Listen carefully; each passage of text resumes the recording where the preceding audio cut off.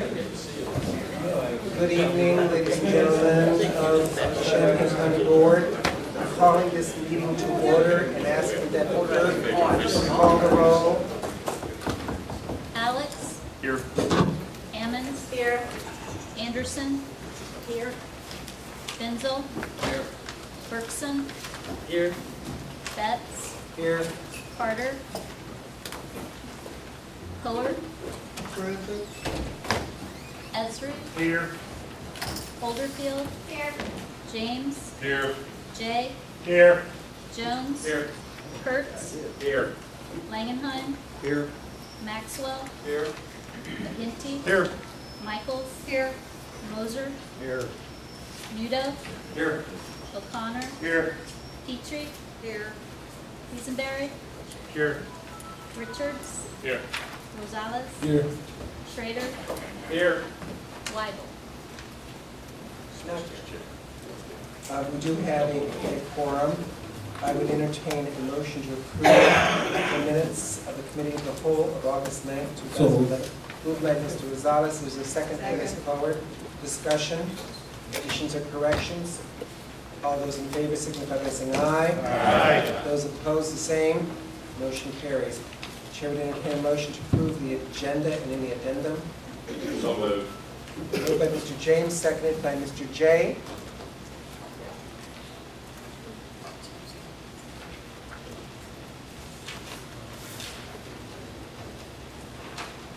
Any discussion?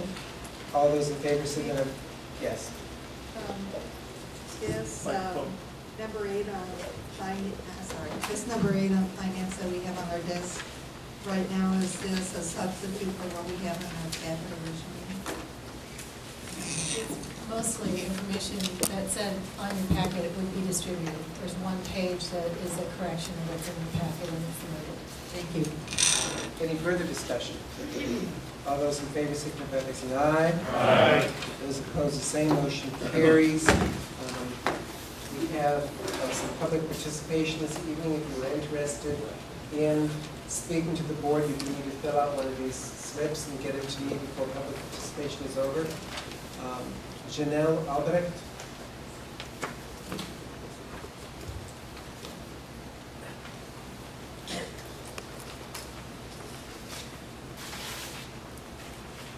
Thank you so much. My name is Janelle Albrecht, and I'm an employee in the State's Attorney's Office. I am one of the 8 employees that was furloughed in June of 2010. And I sent all of you a letter on Friday, September 9th, and I hope you got it. If anyone didn't, I brought some extra copies. And I'm torn in coming here tonight because I know that we're in some tough financial times. But I also decided that if I didn't tell you how being furloughed impacted me, no one else would. So I really appreciate just a couple of moments. I would just like to preface my remarks by saying this is not a political issue to me. It's not union versus non-union or Democrat versus Republican. I'm just here to tell you how it's changed my life. And I do see some of my colleagues tonight here who have been furloughed along with me. I'd like to be clear that I'm not speaking for them. I'm just here to tell you how it's affected me. So I have just 3 points. I'll just summarize my letter. I won't read it to you again. But the first way has been, of course, financially. The furlough to me was a 22% pay cut. And like most people, I'm on a budget. And my budget could not absorb 22%. Out of all of us that have been furloughed, I'm the only one that's single with a mortgage. And I am not making it financially on my furloughed income. So since last year, I've been seeking additional income. For a while, I was working 60 hours a week. Now it's closer to 50 so that I can make ends meet.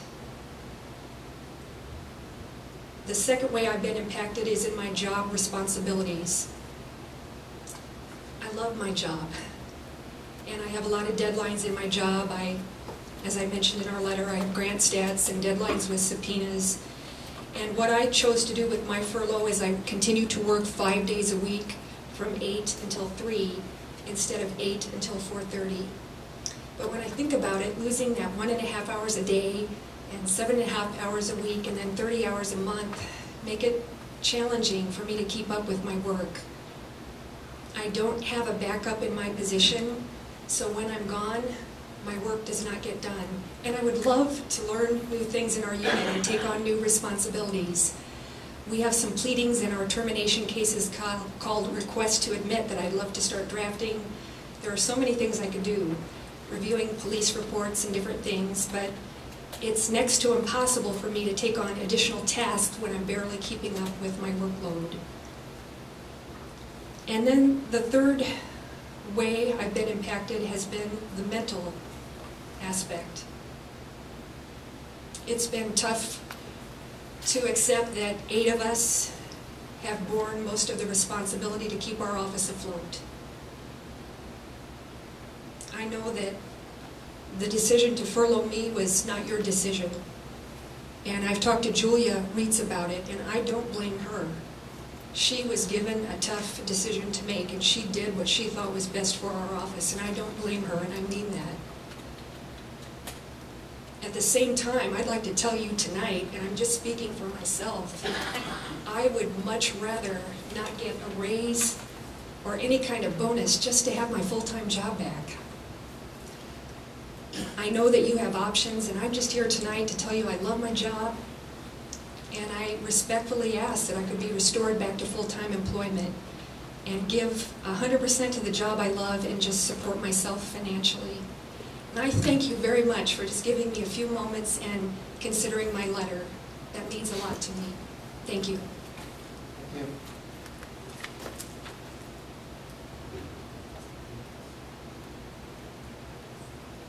Jet Curtis.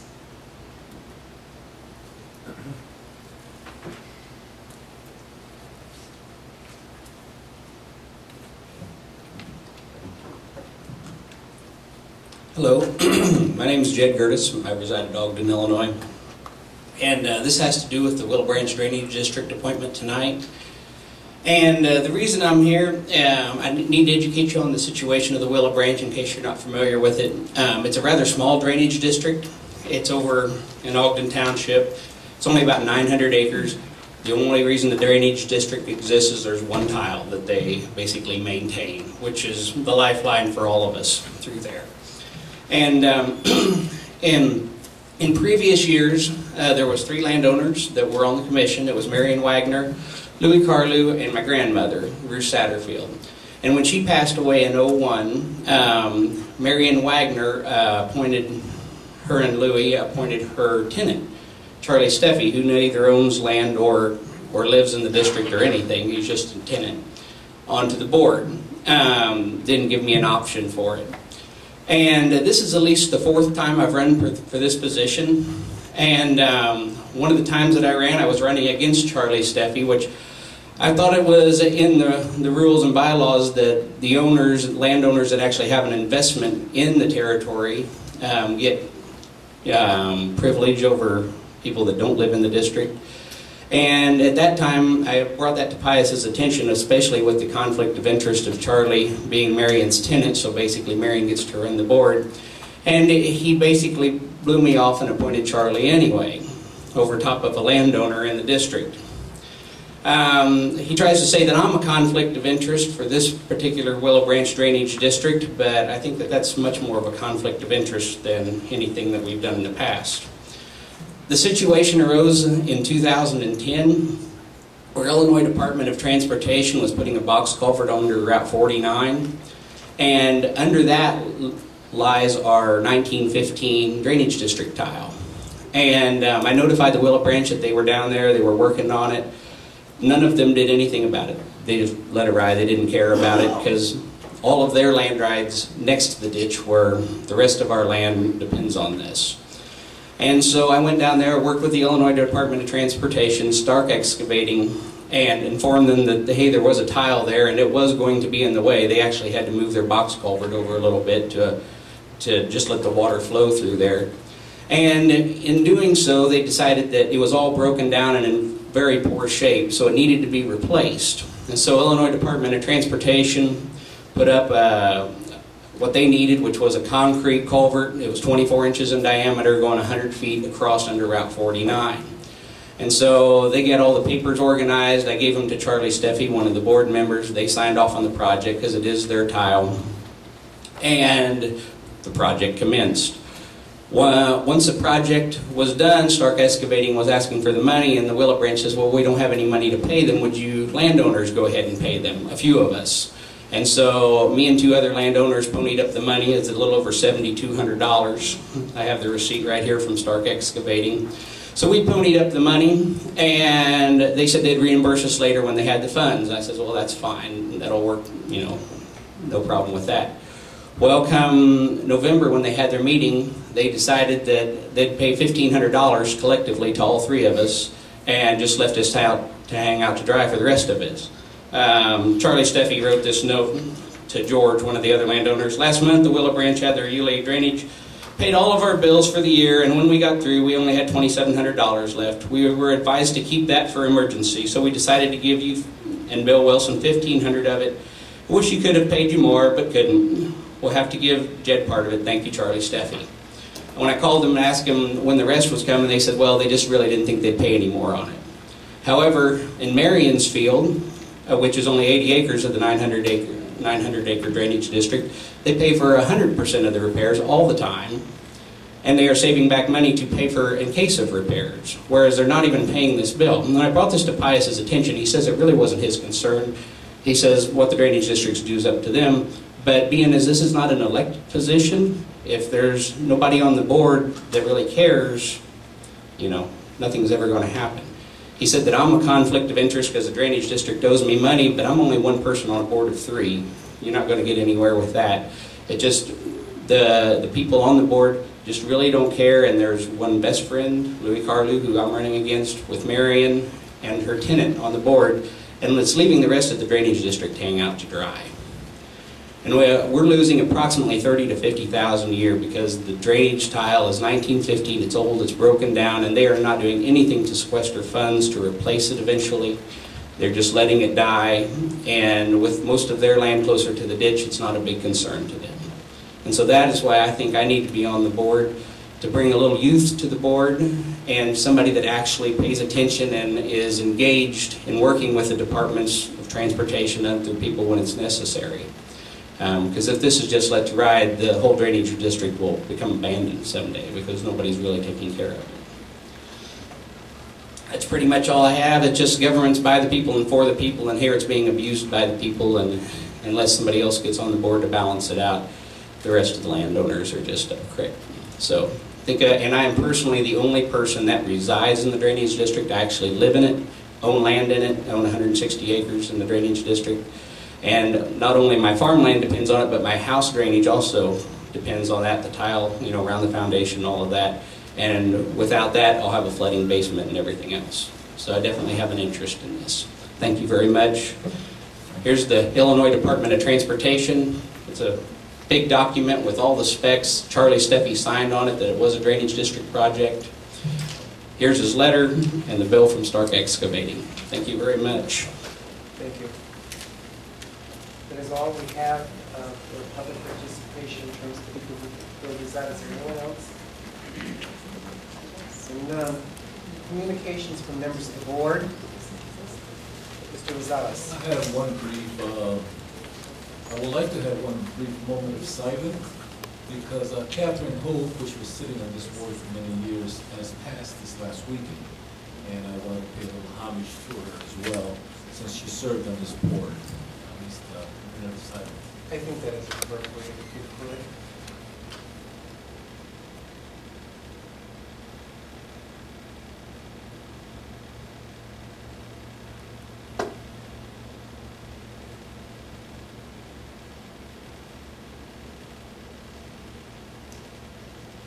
Thank you. Thank you, members. And those of you who know Catherine well know that she is in a good place and she's watching us. Any other communications from the members of the board? Mr. Kurtz. Thank you. Today I forwarded through Ms. WC 3 reports concerning the Clinton landfill. Got a group of elected and appointed officials attended up at the Clinton landfill in Beaver County. These three reports show both the consortium up there, the owners of the landfill, their PowerPoint presentation to us, and rebuttals by two groups. I've already forwarded those reports to Representative Jacobson and State Senator Ferreras, and that is the report that I promised to all of you on our trip to the Clinton landfill. Thank you. Thank you, Mr. Kurtz. Any other communications from members of the board? Seeing none, with the consent of the board, I wanted to deal with the health insurance issue because the gentleman who is in charge of that has driven over here and earned this money. If there is no objection, seeing none, we will move to policy to section B, if Harold would approach.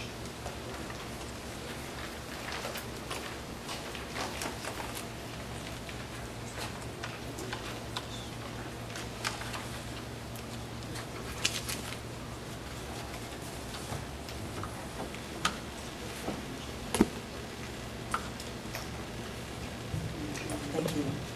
Ms. Beasley, if you can give us an update on the health insurance recommendations. In your agenda packet tonight, on page 185 is the recommendation from the County Health Insurance Committee, which was created this year for health insurance plan benefit for fiscal year 2012. The recommendation from the committee is the adoption of the Health Alliance POSC 500 plan with prescription drug benefit of $15.30.50. We are currently on a Health Alliance POSC 250 plan with prescription drug benefit of $10, $20, and $40. The primary differences between the 2011 plan and the 2012 plan are that the co-pays for 3 different services, MRI, CAT scans, outpatient surgery or inpatient hospitalization, and maternity care, increased from $250 in fiscal 2011 to $500 in fiscal 2012. The annual out-of-pocket maximums increased from $2,250 for single coverage to $2,500 in 2012, and from $4,500 for family coverage to $5,000 in 2012. And the prescription copays increased from $10 for generic, $20 for tier 1, and $40 for tier 2 and 3 to $15, $30, and $50 in 2012. As some of you may or may not recall, we went to a plan in 2011, moving away from the traditional HMO and assuming some of the burden, taking it off of premium and putting it into this plan that has co-pays and greater out-of-pocket maximums. And to ensure that the employees were not negatively impacted by that change, we have reimbursed through a health reimbursement account, HRA reimbursement, to the employees the new $250 co-pays or the increases in the out-of-pocket maximum over what it previously was. We continue with that recommendation for 2012. We have, in looking at 2011, we achieved $375,000 in premium savings by going to the plan where we had absorbed greater co-pays and out-of-pocket costs. We budgeted, because we really didn't know, anticipating that we would have to pay 30 to 35% of the liability for those out-of-pocket costs. And in fact, we're on target to only have to pay 15% or $75,000. So we effectively saved $300,000 this year in health insurance, and our employees saw no change in their coverage. We would like to recommend a similar move for 2012. With the increased copay going to $500 and the increased out-of-pocket maximums, we are recommending that the county cover a greater benefit to the employees. So going from $750 for a single employee to $1,000 for a single employee in 2012, and going from $1,000 for family coverage to $2,000 in 2012. Effectively, the total increase to the employee for single coverage and this recommendation is for non-bargaining employees. This recommendation will also work with all of the current contracts which have and/or will be expiring. So that's something that we had to take into consideration in formulating this recommendation for a plan. So we're recommending this plan. There will be no increase to the employee's contribution for health insurance premium. The only change the employees will see is in the prescription drug benefit coverage, going from 10, 20, 30 to 15, 30, 50. And we also, our committee did an analysis of health and drug benefit utilization. And over half of our employees will see no change in what they pay for prescription drug benefits either, because the generics basically will not cost more. In addition to that, we will, during open enrollment, do a real informational push about all of the additional programs that are available for our employees to greater utilize generic drug coverages.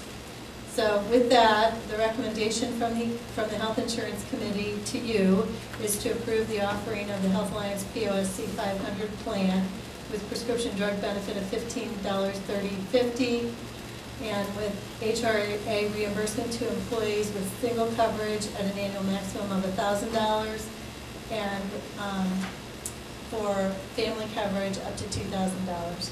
Move approval of the recommendation from the committee. Second. Moved by Mr. McGinty, seconded by Mr. Quisenberry. Discussion.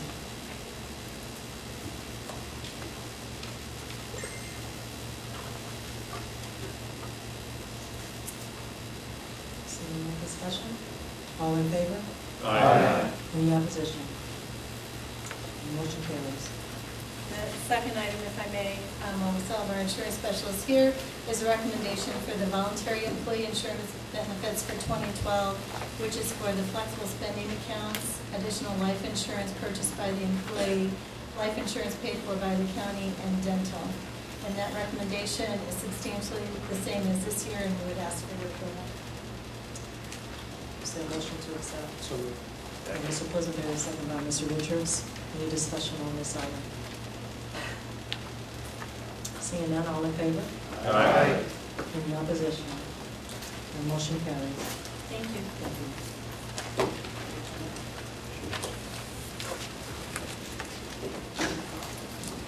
Thank you for driving over here.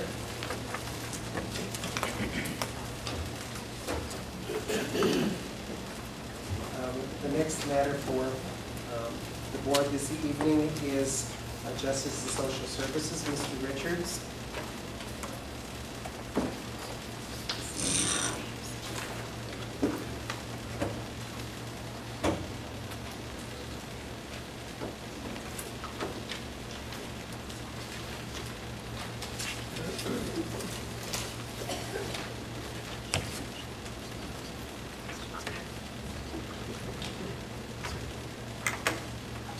Good evening. First item we have on our agenda is the presentation of the 2010 annual report for animal control.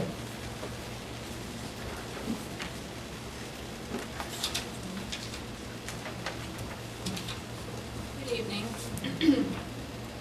My name is Stephanie Jost, for those of you who we haven't met before. I'm the Director of Champaign County Animal Control. And just a brief history of animal control. Champaign County opened their animal control facility in July of 2005, so we've now been open 6 years, and they thought we wouldn't make it, but here we are. And so you'll see that we finally have 5 years of data of what activities go on at animal control.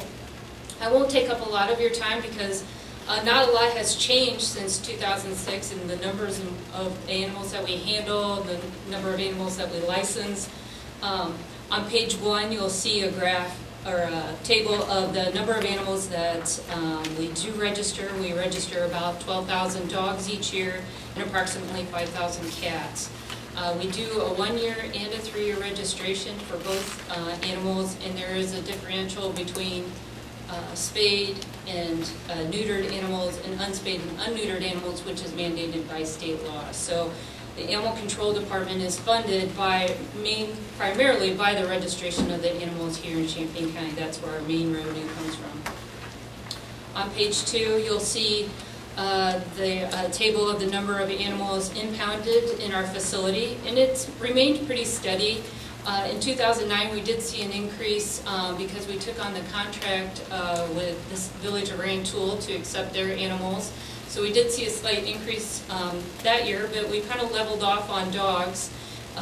We're seeing less dogs impounded, but we're remaining the same on cats. So cats are still hanging in there at 800 a year, 800 to 900 a year.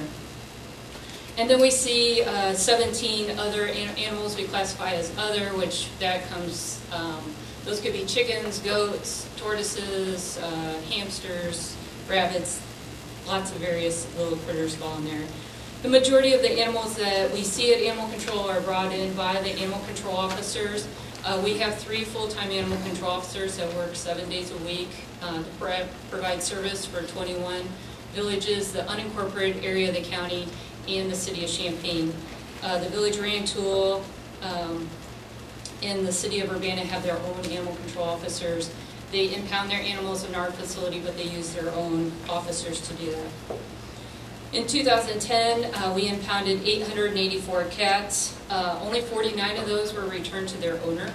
Of that 49, 31 of them were microchips. So the microchip is a form of identification that we use to locate the owner, and that's the #1 way that we get animals back to their owner.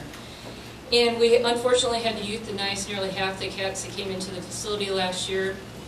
Most of the cats that we see are unsocialized. We call them feral. They've been in the wild. They're not socialized to people, and so therefore they don't make great pets that are adoptable. But we did transfer out 400 and looks like 412 cats to either the Humane Society, Cat Snap, which is a cat adoption group, and also Cattails, which is a cat rescue, feline rescue group that our veterinarian, Dr. Reed, operates, and she adopted out all 403 cats last year. On page 3, in 2010, we impounded 1,172 dogs. 43% of those dogs were returned to their owner, so we have a really high reclaim rate on dogs, although it's down from last year, which was 54%. So we're seeing a decrease in the number of dogs being reclaimed by their owners. And unfortunately, again, nearly half the dogs that were impounded in animal control were euthanized last year, 465, mainly due to behavioral problems. We're proud to say that we very rarely have to euthanize dogs for space anymore. We are lucky that the Humane Society takes a lot of the adoptable dogs. We've been working with McLean County Humane Society, and we work with various breed groups to get those purebred dogs into those breed groups. So we are able to transfer out quite a few dogs to those different groups.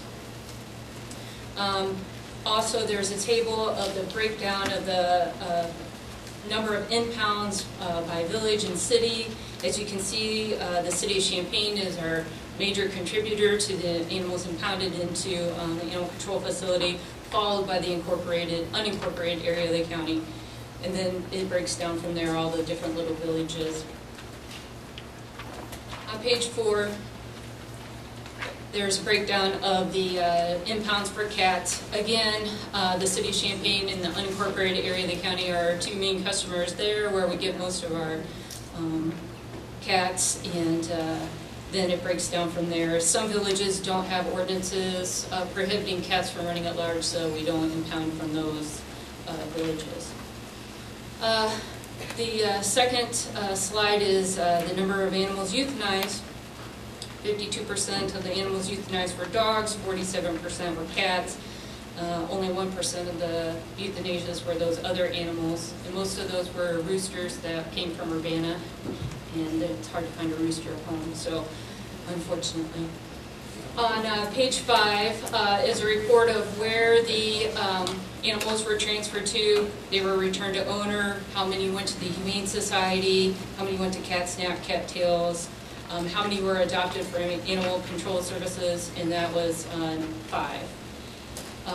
The second slide is the number of dogs and cats altered. We have a very popular spay-neuter program at Champaign County. We work very, very hard to prevent euthanasia, and the #1 way to do that is to spay-neuter animals so they're not born. And last year, 2 years ago, we joined the coalition with the Humane Society, CatSnap, other animal groups in the county to form a coalition to concentrate on spaying and neutering of cats. And at our facility, we spayed and neutered 449 cats through that coalition. That costs the county absolutely nothing. All the money is raised through the coalition, and it's just basically our time that we volunteer. We did spay and neuter 47 dogs at low cost. The state requires that animal controls provide a low-cost spay and neuter program for low-income citizens of the county. So we did 47 of those animals last year. And in 2008, we started a pit bull free spay and neuter program for pit bull owners of Champaign County. It's been a hugely successful program. We're booked all the way out to November right now with our pit bull program. And basically, we will spay and neuter any pit bull that resides within Champaign County at no charge. The only cost to the owner is the cost of the rabies registration. This was funded originally from a grant through the Humane Society, and then we've been receiving private donations since to keep funding it. On page 6, you'll see that we handled about 2,449 calls for service. The majority of those calls occurred in the city of Champaign, which we contract to provide their service. And then it just breaks down where the other calls fall into. No one quite meets that 1,507 number for the city of Champaign, but they do pay for that service, by the way. Everyone has a contract, everyone listed here has an intergovernmental agreement with Animal Control for us to provide their service. They are charged $31.85 an hour for that. And that is our second source of revenue, or the contracts for service that we have. The second slide is the number of dangerous and vicious dogs. In Champaign County, we have an ordinance where we can declare dogs dangerous or vicious based on their behavior. And we had 5 dangerous dog investigations brought to the administrator, which is the animal control administrator, which is me, and 5 of those dogs were found dangerous. We didn't have any vicious dogs this year, thank goodness. On page 7 is the breakdown of the revenue, and you can see that registrations is the major contributor to our revenue, followed closely by the contracts, and then we sold a van, so we made $200 and some on that. So it was a good year for revenue last year, and we did balance within our budget. We did come within our budget. If you can see our expenditures, I did change the expenditures table a little bit from the prior year because we are this next fiscal year changing the animal control budget from 1 budget to 3 separate budgets, so that, and they'll probably discuss that further at the finance part of it, but so I wanted to kind of start the table this year and getting used to that format. So that's why it's broken down a little bit differently from 2009. And on page 8. Yes. I think last year we had the same question. Is it possible just to put a P&L together instead of doing a chart on one, and then it'd be nice to find out what the revenue versus expenses were, so you can total down and see if there's excess or deficit. Is that possible to do? I can do that. Okay. I know you asked that last year, and I'll be honest. I really. You're not a numbers person. I'm not a numbers person, and I was kind of under the gun to get this done this year. We've been. It's been a very busy summer for me. The Humane Society closed down for about 30 days, weren't accepting dogs, and so we had kind of an influx of business. So I kind of... I totally understand. I'm looking at you, and then I look at the treasuries right on your left shoulder, and I know he'd want that. So I kind of sped through it. So I apologize, but I will next year make that note. So page 8, animal bites. We had 382 animal bites, 280 of them were dogs. That's a little bit of an increase from last year, nearly 100 more, and I don't really have an explanation for that, except that more dogs are biting people in Champaign County. And The second slide is a breakdown of the bites by city or village, and you can see the city of Champaign and the city of Urbana are closely tied in numbers. The city of Urbana has a little bit of a disadvantage in that they have the Humane Society and the U of I, which we receive, bite reports from them daily. So their numbers are a little inflated, mainly because they have those two large animal handling facilities in their town. On page 9, it's a breakdown of the bites by victim's age. More adults were bitten than minors last year, which is a good thing. And then just these slides are kind of for animal control geeks, really like to read this kind of stuff. So I'm sure you're not really that interested in it, but how many animals were altered at the time in which they bit. And then the final page is how many animals were vaccinated at the time in which they bit. And luckily this year we had more vaccinated animals bite than unvaccinated. So we're heading in the right direction. That kind of concludes. I know I went really fast. Is there any questions about anything? Yes. I have 2 information questions. In our packet, we have intergovernmental agreements for impounding and then for animal control, and that varies by community to community. I wondered if you could briefly explain that.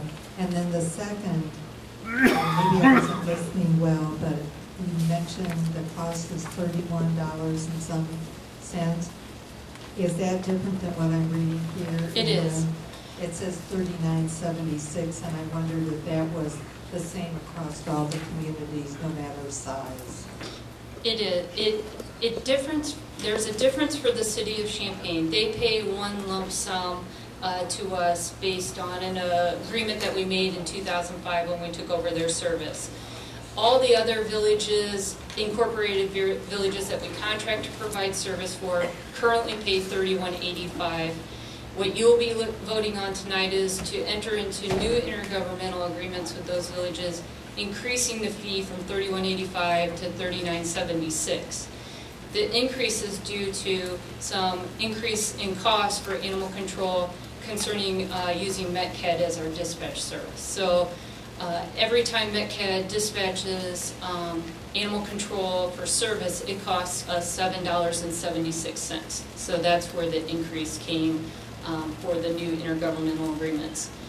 Each village in the county is offered 2 intergovernmental agreements, one for us to provide service and one for impoundment services. Each village has the right to enter into both agreements or one or none. Currently, Bonneville does not have an agreement with us either way. That's the only village in which we do not have any agreement with. Everyone else has both the service agreement and the impoundment agreement. But the city of Urbana only has an impound and Rantoul only has impound. Thank you very much. You're welcome. Stephanie, Mr. Nudo alluded to it a little bit, but could you just summarize your finances for everybody, remind everybody what we had on paper for this current fiscal year for either being in the black or in the red, what you think the actual is going to end up being, and what you foresee for next year as well? Every year when my budget comes, it always appears on paper that our revenue isn't going to cover our costs and our expenditures, and every year somehow I make it work. I don't know how, but we do make it work, and I foresee that happening this year. Next year we will see an increase in revenue because last year you agreed to increase the cost of registrations by $2 for altered pets and $3 for unaltered pets. And so I project that probably will increase our revenue approximately $30,000. So we are trying to work for actually making some money rather than breaking even for the animal control department because our fund balance is dangerously low, and we don't have a lot of money saved. We do have to purchase a new van next year. Our van that we inherited from the city of Champaign is falling apart piece by piece. And if it makes it to December, it'll be a miracle. But we will keep it going. And then we will be also increasing the cost of the animal control services, which will break even with what our cost to provide the service is. We will be, like I said, changing the budget a little bit in that we'll have 3 distinct budgets so that we can have a more defined idea of what it costs to impound animals and to provide the service and do the administrative costs. Right now, it's all lumped together, and we can just do our best guess estimate, but now I think in the coming years, we're going to have a more definitive idea of which services cost what. So what Stephanie's saying is next year, we're forecasting that revenues from fees and these intergovernmental agreements will exceed expenses, and we are hoping to build up the fund balance for animal control somewhat. It is pretty low. It's really right now at the point where if they have anything major break, most anything at all, they're not going to be able to pay it out of this out of the animal control fund. But we're hoping to start a trend where we can build that up. So in several years, when we have some capital improvements we need to do, we are able to do so as much as possible out of the animal control fund and not straight out of the budget. Are there any more questions for animal control from anybody? Okay, thank you. Thank Stephanie. you. Will the report be received and placed on file? So moved. Seconded by Kurtz, moved by Betts. Is there any discussion on the report? All in favor? Aye. All opposed? Motion passes. Our second item that we have tonight is we have a request for approval for the receipt of the power distribution system from the Illinois Terrorism Task Force and Illinois Emergency Management Committee. We do have Bill and John here tonight to walk us through that. Good evening. In your packet, I sent you a request to accept this equipment. Back in 2010, we did receive 6 generators through the Illinois Terrorism Task Force and the Illinois Emergency Management Committee. Those are housed on site for emergency use. Fortunately, in Champaign County, we haven't had to use them. However, our 100-watt generator went up to Lake County when they had the high windstorms up there earlier this year. So they are useful, and it's really handy to have. What this request is for a trailer which carries 3 different distribution systems on it, one for a 30-watt generator, one for a 60-watt, and one for the 100-watt. So we could actually create little small power plants for facilities. Right now, the generators are capable of hooking up to a building only, where this could power several different buildings, running cords, unfortunately, but we could add more enhanced capabilities what we currently have. The cost to us is title and license, one-time cost of $105. There's no insurance cost additional to us. It's about $59,000 worth of equipment, and I would request that you allow us to accept it. I'll make a motion. Motion from James, seconded by Cowart. Is there any discussion, any questions for Mr. Keller on this item? Once again, the only costs to the county are going to be the $105. This is paid for with a grant from the Illinois Terrorism Task Force. Are there any questions on the item? Okay. All in favor? Aye. All opposed? Motion passes. Thank you all very much. And our third item is we have the Champaign County Jail Inspection Report from the Department of Corrections. It's fairly short, sweet, and simple, but we do have the sheriff here tonight. I'm sure he would be happy to walk us through it briefly. Thank you.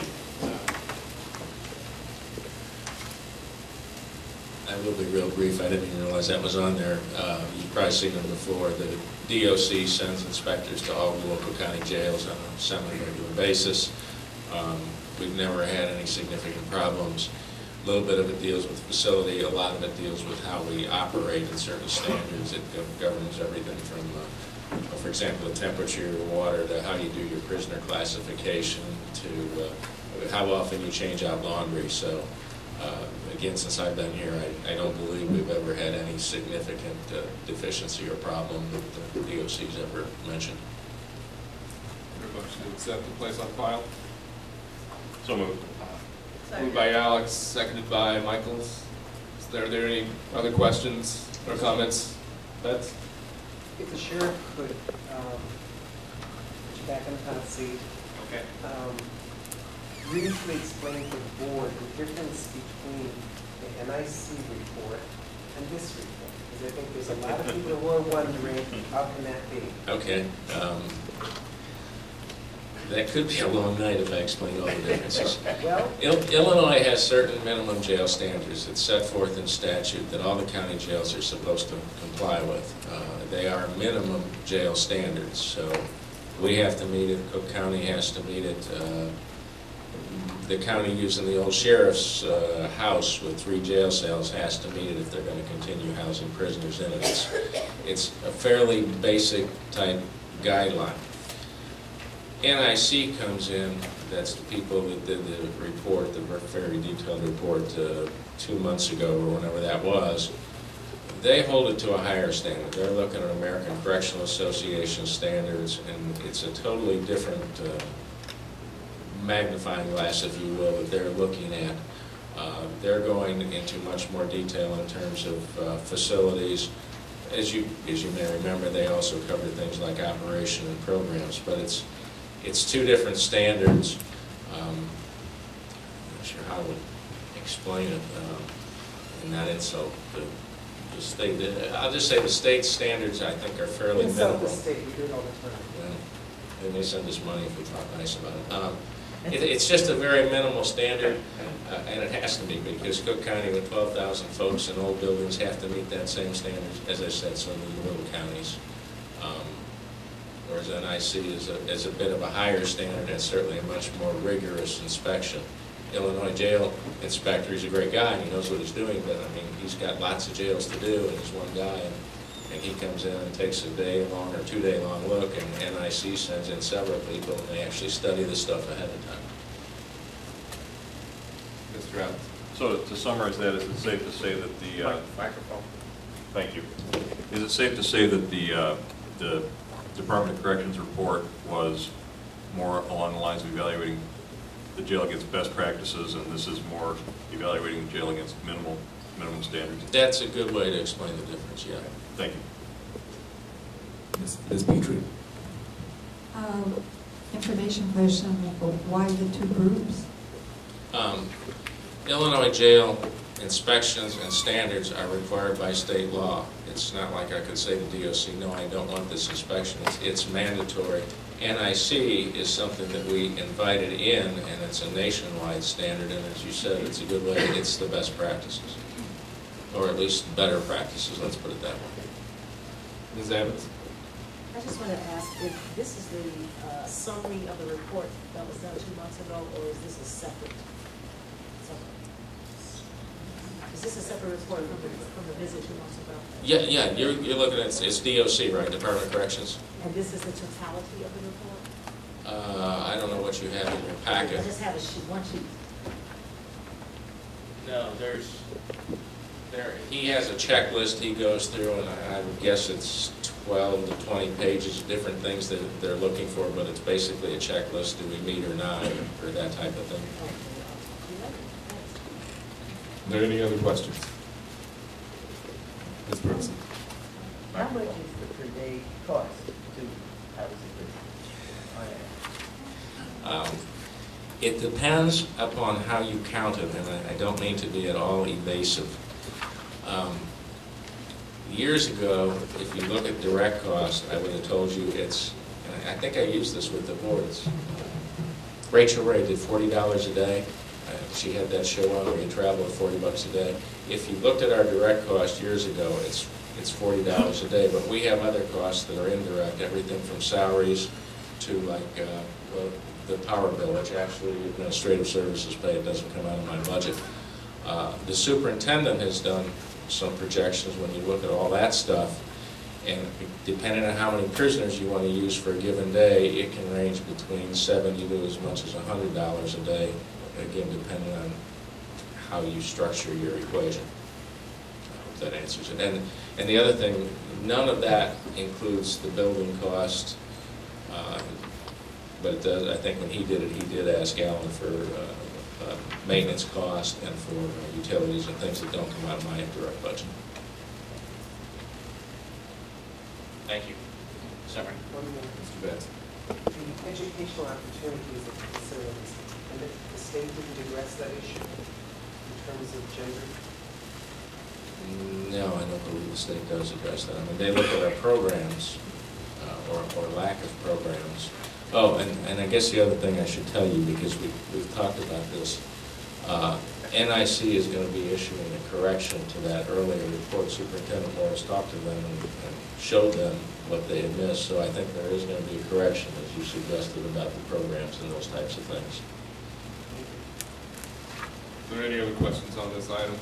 Once again, the Illinois Department of Corrections has found that there are no non-compliances with Illinois County Jail standards, which is why the letter is so short.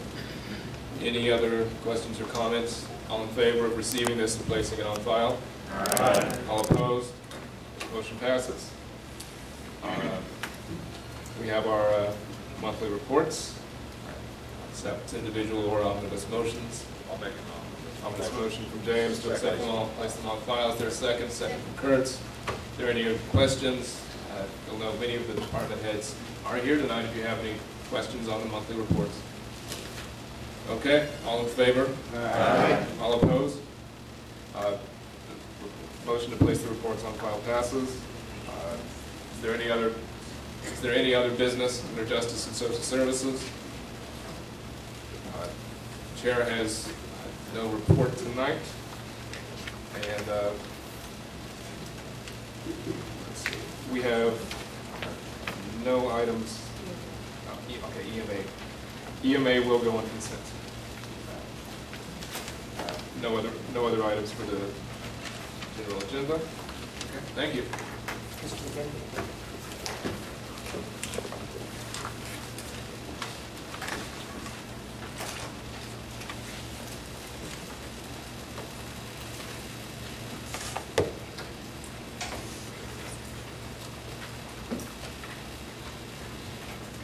Hello, on finance, I'd like to ask for an omnibus motion on all items under A under animal control. Is there a motion by Aaron, seconded by Al? Any discussion on all of 1 through 18?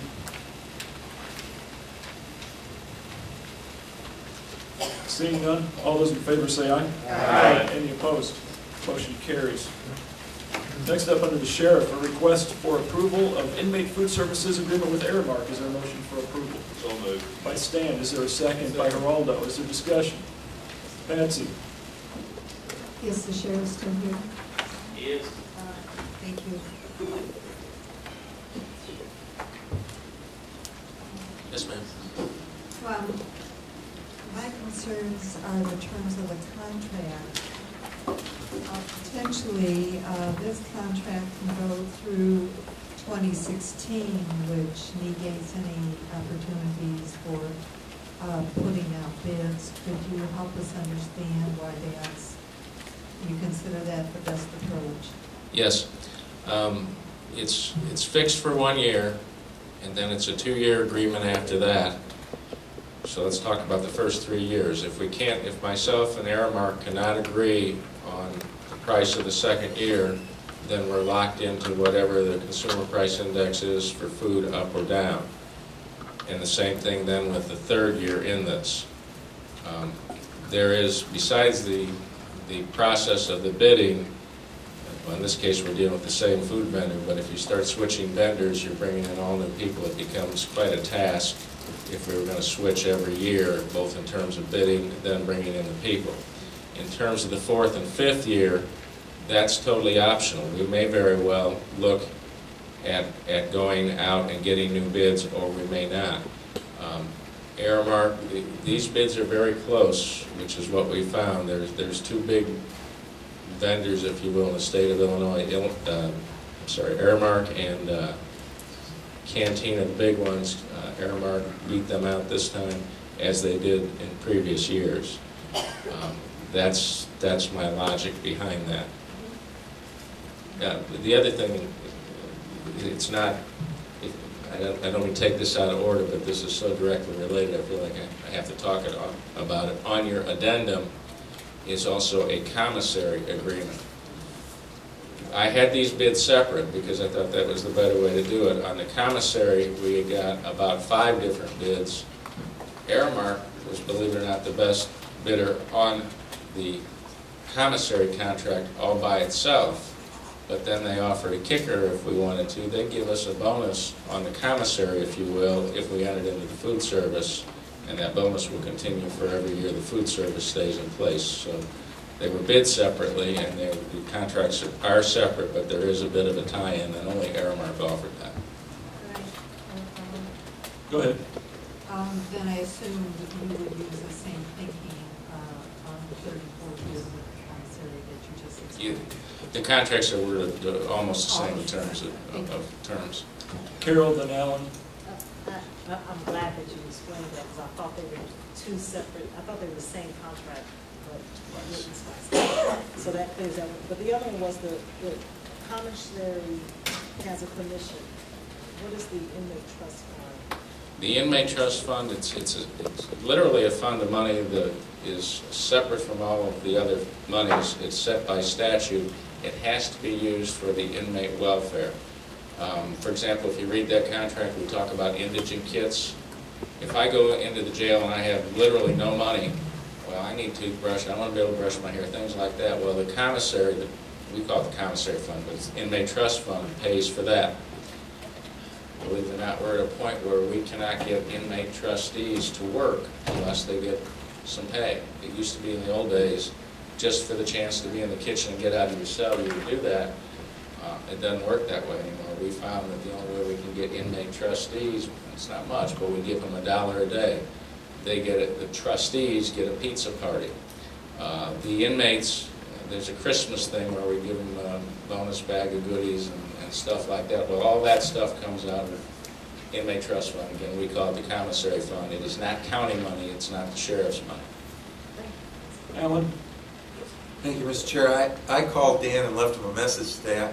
I complimented him on this contract. It's one of the best written I've seen, and I knew he would write it that way because he's an attorney, so this poor Aramark company was dealing with the sheriff and an attorney, but in particular, the termination clause is so much in our favor. It's a 180-day kick-out clause for the contractor that they have to give notice, and we have 30-day notice. It's just tremendous.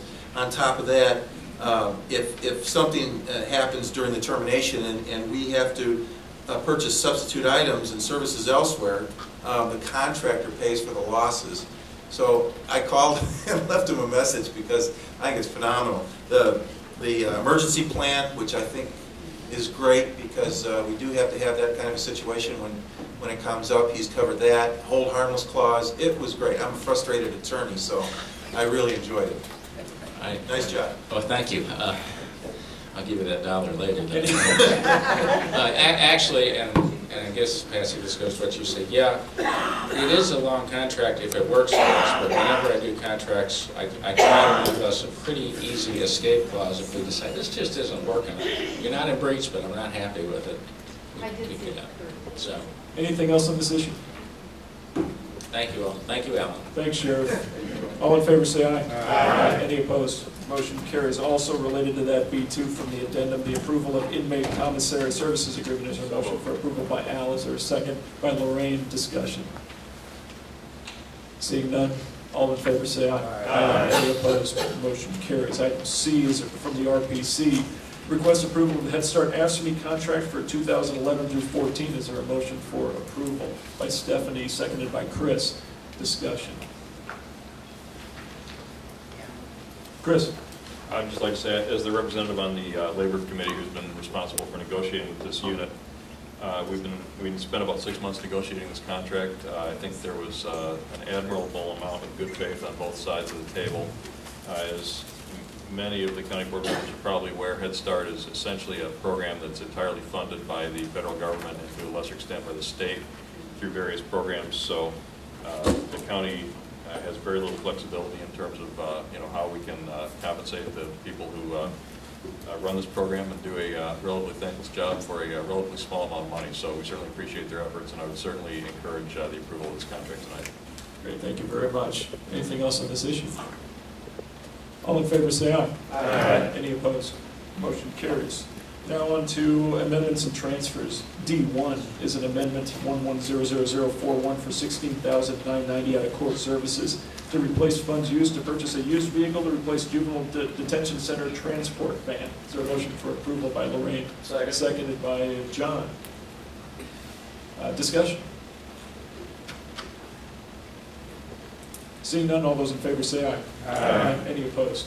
Motion carries. I'd like to entertain an omnibus motion on items 2 through 5. They're all RBC. They're all revenue neutral. Is there a motion to do so by Stan, seconded by Carol? Discussion. 2 through 5. Seeing none, all those in favor say aye. Aye. Any opposed? Aye. Motion carries.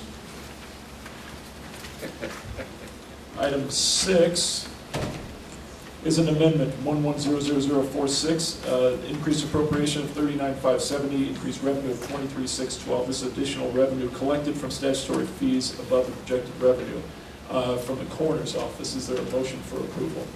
So moved. By Stan. Is there a second? Second. By Astrid. Discussion. Seeing none, all those in favor say aye. Aye. Any opposed? That motion carries. Item 7 is an amendment 110047 for $42,000 on highway. The reason is used 61% of the funds in 5/22/15. In the first 4 months of the fiscal year, used 47% of the funds in the first 4 months of this fiscal year. Is there a motion for approval? So moved.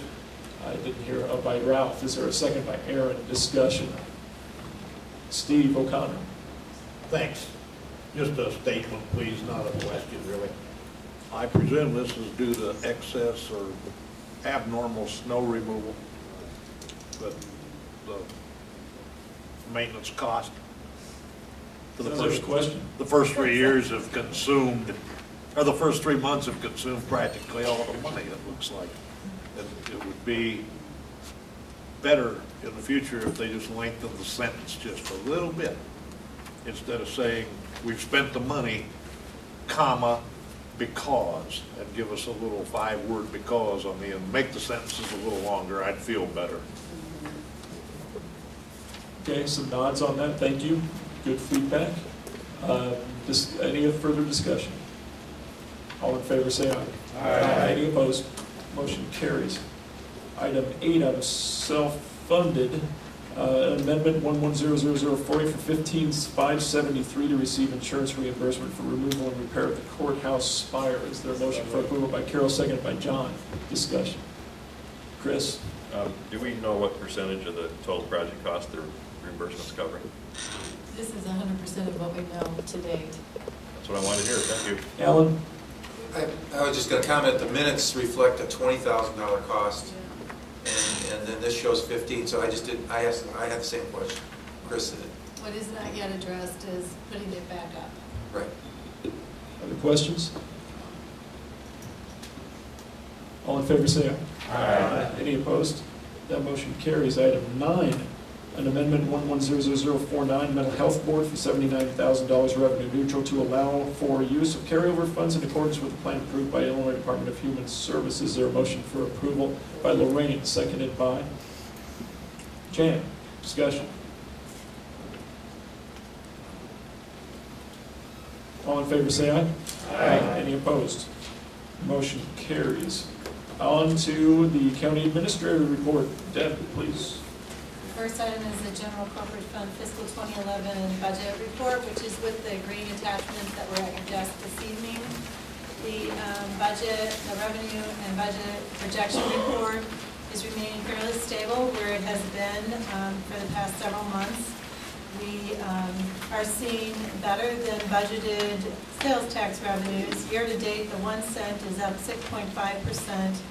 and the quarter cent is up 3.1%.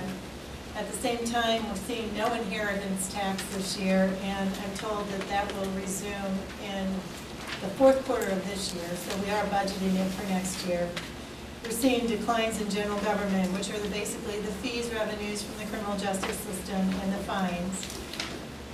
And as you will recall, every month I tell you, in rents and royalties, we have a $400,000 up because we received 2013's rent from ILEAS, and that was not originally budgeted, and that was $400,000. So overall, we are anticipating receipt of 101% of the budgeted revenues. Over budget is $418,764. On the expenditure side, we're doing very well in terms of personnel budgeting. We're keeping it below the budgeted allowances for this year. In the commodities area, we're underspending there as well, with the exception of purchase document stamps, which is real estate transactions, which have actually picked up somewhat, and that's reflected on the revenue side as well, where we're seeing better revenue there. In our utilities, we look like we will underspend the actual budgets, and in some of the other services, medical professional services, and all of the other services line items, it looks like we will be slightly over. Overall, we're projecting to spend 98% of the total budget, which is $576,000 under what's currently budgeted. So when you look at the summary, we would be, right now on paper, the budget is at $115,535 deficit on paper, but based on the projections, we would expect to see about an $880,000 increase at the end of fiscal year 11. Which would place us, when we consider the outstanding loan to the nursing home, at about 11% fund balance, or $3.4 million. Questions for Deb? Stan? What would you attribute that reduction of the 879? What's causing that increase? The fact that we're underspending personnel by $576,000, and we expect about $416,000 more in revenue. And then that's ILEAS money, correct? The $400,000 in revenue is primarily ILEAS. Basically, all the other revenues, where one is a shortfall, another one is slightly over, so they're basically balancing. But I mean, in real terms, that money will be expended the following year, but it's just going to capture this budget up some, right? Well, in real terms, you would end this budget year by increasing your fund balance. Right. And what you decide to do with the fund balance is up to you. Thank you. Other questions on this report? Okay, the change report then. The next is just the budget change report, which shows you what you have approved in terms of changes from the original budget to what it is today in terms of revenue and expenditures. And that's where you see that on paper, what's budgeted shows $115,535 deficit in fiscal 2011, and where those changes have occurred since the original budget was adopted. Any questions on that report? Harrison Harris? I have not received the Harrison Harris report. Is there a motion to accept those first two reports and place them on file by John? Is there a second by Stan? Any discussion on them further? All in favor say aye. Aye. Any opposed? That motion carries on to the general corporate fund budget. Okay, the fiscal year 2012 budget process is what's next on the agenda.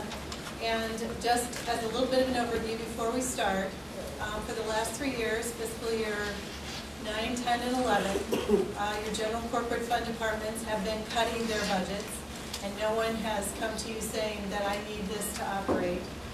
When we started the fiscal year 2012 budget process, we weren't exactly sure how revenues and expenditures were going to sum up. We knew that we had stabilized, and so the budget process encouraged department heads to take the time to analyze their operations and let you, the county board, know where they have deficiencies or where they have operating needs that would potentially need to be addressed in the long term and for the purposes of the documents that they completed over the next 4 years.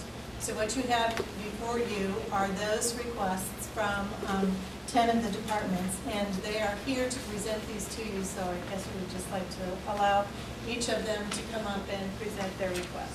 So the first one is Jane Quinlan from the Regional Office of Education.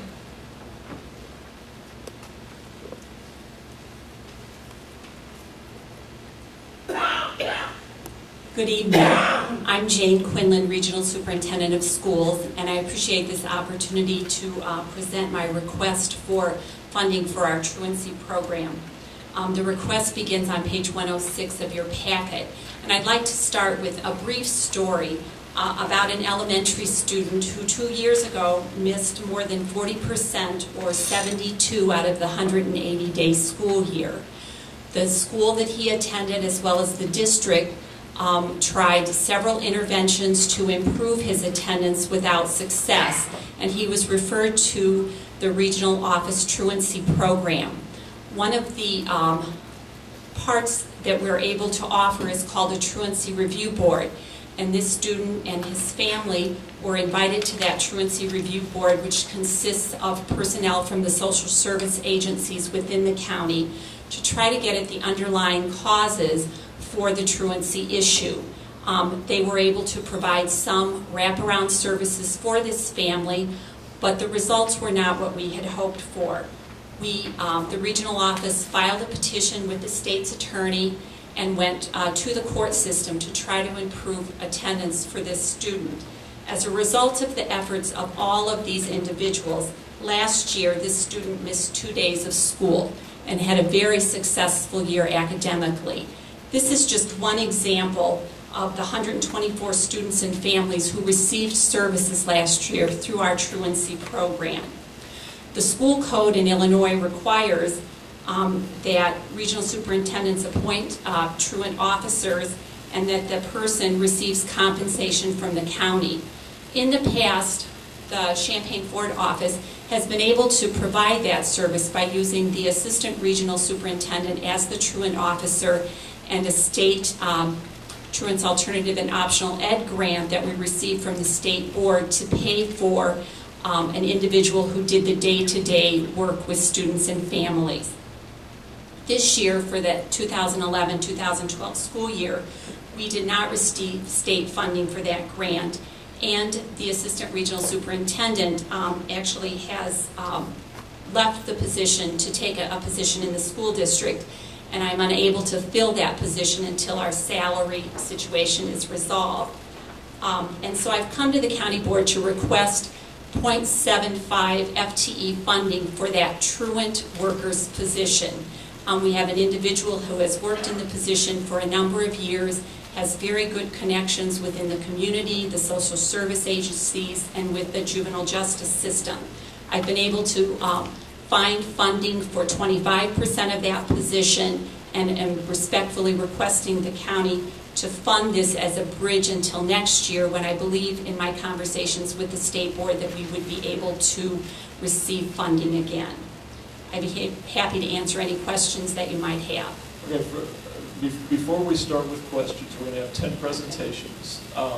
Recognize that, and this came up in our caucus, that nothing's going to be decided tonight. These are overview presentations, requests, new funding. We know what the financial situation is in the county, things like that. So I think we probably all talked about that at our caucuses. So in the interest of time, some quick questions, but let's try to get through these. And I encourage you to contact the individuals, if that's all right. Afterwards, we've got a couple months yet to work through some of these details. Okay, Quiz? Can you tell me what the precedent is for coming to the county to fund this? Well, we've never come to the county before because we've been able to use existing personnel and state grants to do it. The reason that I've come to the county is because in the school code, the county is the responsible group to pay for the truant officer. Thank you. Patsy? If you would be able to provide for the board some data so that we could measure the positive effects of this, it might help our decision making. Certainly. I have provided some information in the follow-up to page 106, but I would be happy to provide additional information if you'd like that. Anything else for Jane at this time? Alan? I would just offer a possible alternative to this, and that is the court sent safety tax has a delinquency prevention fund in the amount of $203,000, and if we could reallocate some of that money to something as effective as this, it'd be, I think, something that we should consider without raising a request for a budget addition or change. John? Pass. Anything else? All right, thank you, Jane. Thank you. Next up is the clerk. Gordy.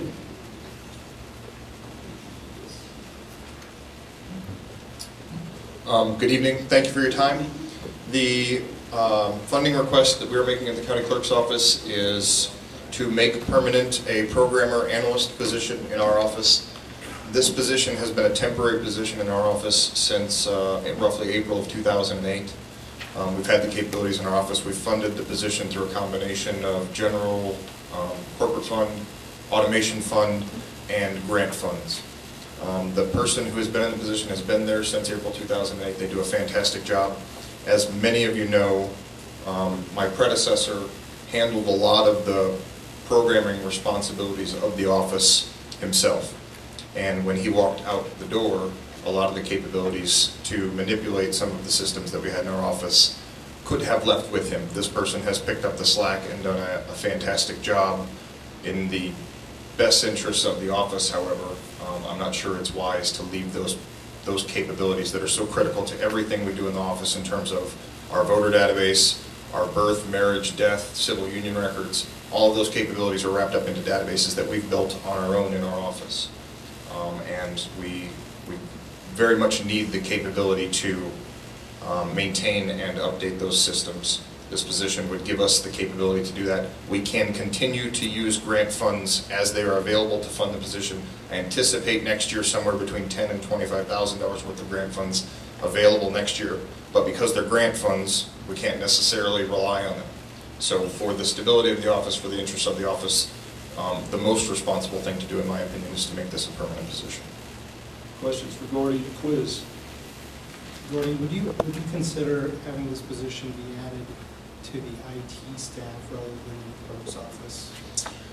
We've been in discussions with the county administrator, with the IT director about doing that, and have discussed a plan where the position would be in the county clerk's office through FY 2012 to get us through the 2012 presidential election. And then after FY 2012 do a reevaluation and see if it makes more sense to have that position shift over to the IT department with significant responsibilities for the county clerk's office. Thank you. Gary, then Diane. Gordy, what happens if you would have to lose this person? We could replace this person using similar funding mechanisms to what we're using now, but the funding mechanisms that we're using now are neither permanent nor sustainable. The automation funds, for example, that we've used to provide salary for this person over the last 4.5 years, our automation fund at the end of this year, when you see our budget review documents, our automation fund is going to be empty. The grant funds are things that we think are going to be recurring, but we can't necessarily rely on them to be reoccurring. So we can replace this person with someone under a similar funding arrangement to what we have now, have it be a temporary position. Obviously, it's a less attractive position, so we're going to get somebody who's less capable because it'll be a temporary position.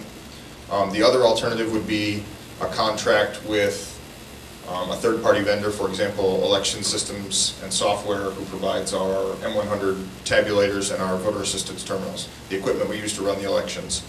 They have contracts with numerous election jurisdictions around the state of Illinois to essentially take over the voter database and manage that piece of the election administration for a county.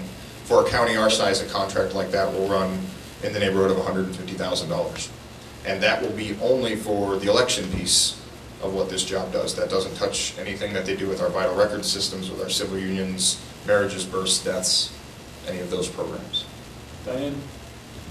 Just very simply, what is the difference of what we're paying that person now versus this 50? It's identical. It's identical. So it's not anything extra that we're not paying. Is that person receiving benefits now? They're not receiving benefits. So it would be a matter of adding benefits to the bottom line. Correct. Stan? Just following up on Gary's question a little bit, and I may be wrong, but if you were to lose this person in the next month, is there anybody capable on staff picking up the slack now? From what I just heard from you, there's some things that probably just in one or two people's minds. We would need to fill it immediately. I can do about 5% of what she does. Okay, so it's a critical position. Absolutely. Okay, so more questions for Gordy. Carol? Just one more. Looking at the very lean budget that you already have, if we cannot find this money, have you looked at other places in your budget that you would rather cut and have this position? We're looking at everything. I just sent a grant request to the State Board of Elections for $15,000 in new revenue today to try and do something to supplement, and it would be directly related to the responsibilities that this position has. The State Board of Elections has mandated us to make a number of improvements to our voter registration database so that we'll communicate more capably with the statewide voter registration database. They have some grant funds available to hopefully provide us with her time to make those improvements. So we're looking for both revenues, we're looking for cuts. We're projecting in 2012 $40,000 in budget savings because we're moving our ballot printing in-house. We saved $10,000 on our election notice in April because we changed the way we print it. We're always looking for ways to do more with less because we know in 2012 we're going to have an unprecedented amount of demand on our office. So, any other questions for Gordy? We can get back to him on an individual level. Thank you very much. Thank you. Next up, Supervisor of Assessments, Stan. Good evening. I'm here, we're looking at it's referred to as a CAMA system, a computer-aided mass appraisal system. And I'll go a little bit backwards before I go forward just to the rationale for this. Since I've been on board in that office, we have made continual efforts to document, or I should say preserve documents going back for many years. We're in the unenviable position that if we ever have the proverbial fire, we're going to be up the same proverbial creek because we are so paper dependent right now. But we've tried to catch up through scanning and preservation of documents from the past. Moving forward, we're in the position that we need to start housing. We have one less person in our office than we did 3 years ago. Each year we have more parcels to deal with. With each additional parcel, we're going to have additional exemptions to deal with, transfer declarations, assessment complaints, property tax appeal board appeals. This is going to give us the capability to house everything in one spot in a secure manner moving forward. Right now we have 2 of our largest jurisdictions in the county have already taken on and contracted for this very same system. It's called Visual PAMS Pro. We've had presentations down here regarding that. Over the years we've had presentations from other mass appraisal companies. And it seems to be the consensus among appraisers and the people at the county level that this is the system to use. It's a very lean system. A lot of these systems are all-encompassing for the entire tax cycle. It takes in everything from the assessment process to the extension process in the clerk's office to the treasurer's office and printing tax bills and so on. This is just for assessment purposes. When we have this, we'll be able to incorporate the entire county into it with the exception at this point of the city of Champaign because they still house all their own documents. We don't have them, but I think it will just be a matter of time until they're incorporated into this as well. I would point out that as a result of some change in legislation, this year we're probably going to have in excess of a $30,000 surplus in our budget because of some change in legislation and how we have to publish. That will more than cover what we're looking at for the first year, and we've got to spread out ideally over a 4-year period of time to lessen the impact on the budget. Any questions? Question for Stan, Patsy. Okay, well, first question. Patsy first, and then. Okay. Well, I ask this question of you, and if the rest are listening, I'll ask this question, and they can just automatically answer it. What are the possibilities of looking for grant funding to help you pay for this equipment? You know, I've looked for grant funding in the past, and I swear, I think the supervisor of assessments offices throughout the state somehow got dropped off the radar when it comes to any kind of grants. I have never found one. Never heard of one, quite frankly. Quiz. Okay, I'm going to start out with a more general question, and that is, I've heard a couple things now where it sounds like there's revenue or savings that's going to balance the costs that we're seeing but I have no documentation in front of me that would demonstrate that. So it's helpful for you to tell us that you think there'll be $30,000 in savings. I recommend that anybody else who's going to stand up and talk would start out with what revenue or savings can mitigate the costs that you're about to talk to us about. I think you have to remember that savings in the supervisor of assessments budget this year, in the report that I gave you earlier this evening, we're probably already projecting that savings and that it's going towards the fund balance. And so, and when you hear about savings in the county clerk's budget next year, you're going to look at the 2012 budget later on this evening, and it takes into consideration what he needs to operate. So I think we'll cover that a little bit later on when we're looking at the general corporate fund as a whole at the conclusion of these individual presentations. Thank you. I just want apples to apples. I'm not thinking that I've got a couple more specifically. Will we still function next year if we don't do this now? You bet. Okay. And I noticed that this is an ongoing cost that starts at one level and keeps going up over time. Is this package is software as a service, or is it paying for it as we go? If we stop paying for it, does it stop functioning? We'll quit getting the updates and the support. Okay, because it seems like a really high maintenance charge. Well, I think relatively speaking to some programs, I personally think it's relatively low. But yes, the numbers are big. Okay, but there's no question about it. But yes, there is ongoing maintenance charges. And then the last quick question is there a fee or services that we provide that's related to this that we could increase to cover the cost of this? You mean charges for what we provide? Mm-hmm. From our perspective, it is, because of FOIA laws, it is very difficult for us to charge more than nickel and dime issues when it comes to the documentation that we provide. It's all public information. If someone walks in with the FOIA, we have to provide it to them. And we can't even charge for a page of printing unless there's more than 50 pages printed, which that's just not the case. And just as a matter of public service and a matter of constituent service, if someone comes in and requests the same thing that someone else could come in and request with a FOIA request, we're not going to charge them either. Thanks. Diane?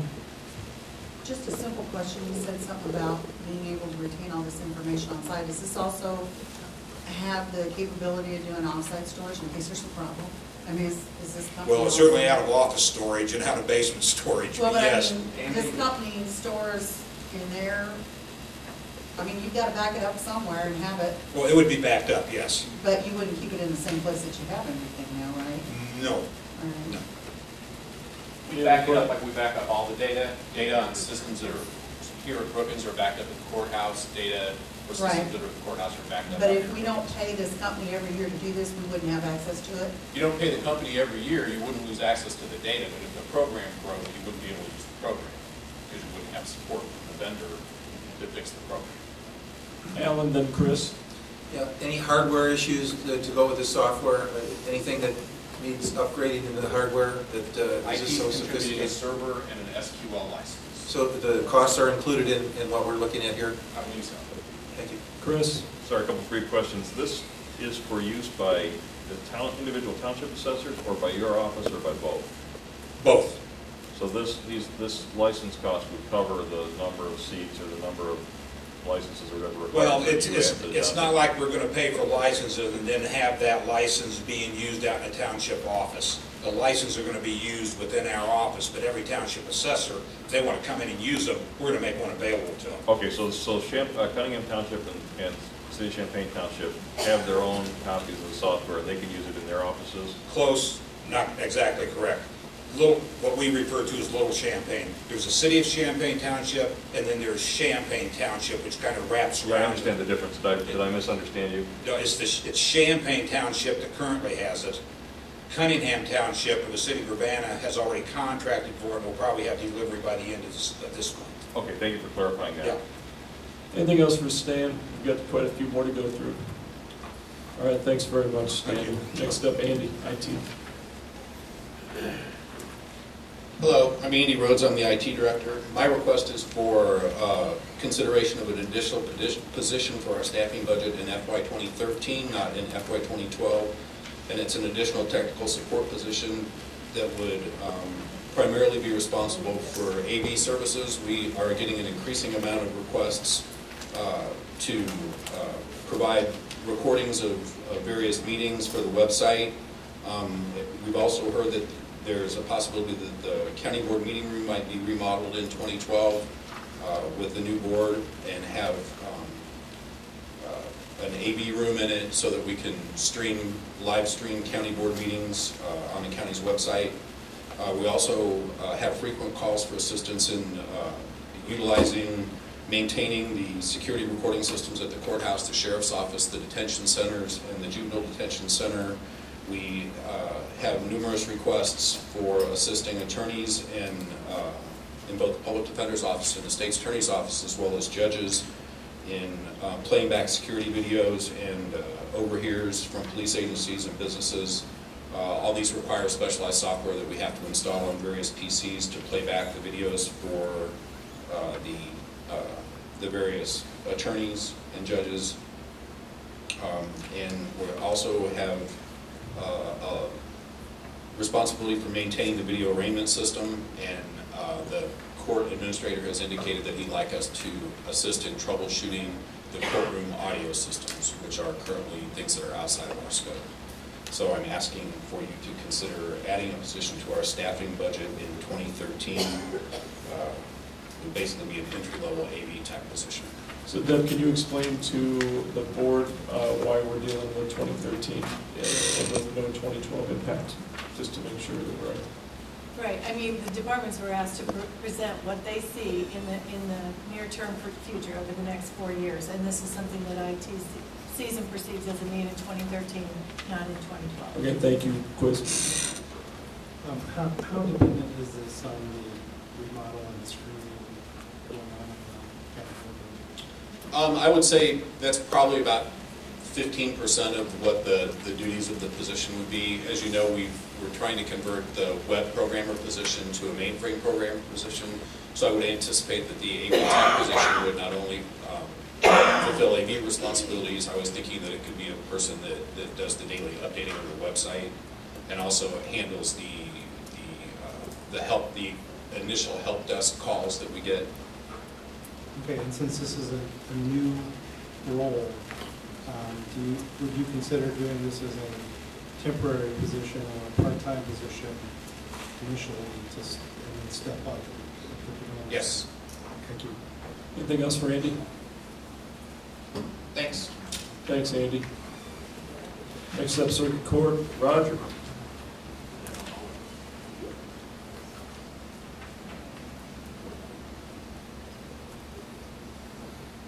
Good evening. For those of you who don't know me, my name is Roger Holland. I'm the court administrator here in Champaign County. Our request for fiscal year 2012 is approximately $52,000 to replace the sound system that is in all of the 11 courtrooms in Champaign County. As Andy has indicated, the number of calls and requests for service for that system has been increasing. And in fact, it's been a problem since the courthouse was constructed. In fact, over the last 5 years, the circuit court, out of the circuit court budget, has paid over $14,000 to repair different pieces of the sound system. And I'll give you examples. There is a courtroom right now where we have absolutely no amplification whatsoever. So none of the speech is going into any of the microphones being amplified, so people in the back of the courtroom cannot hear. In addition, we have courtrooms where when people speak, loud, high-pitched screeching noises come through the microphones and through the speaker systems. We've had to move court from one courtroom to another because you simply cannot have court going on when you cannot hear what is transpiring. We have asked and looked at different ways of dealing with this, but basically the piecemeal system that we've developed over the past years is simply not working anymore.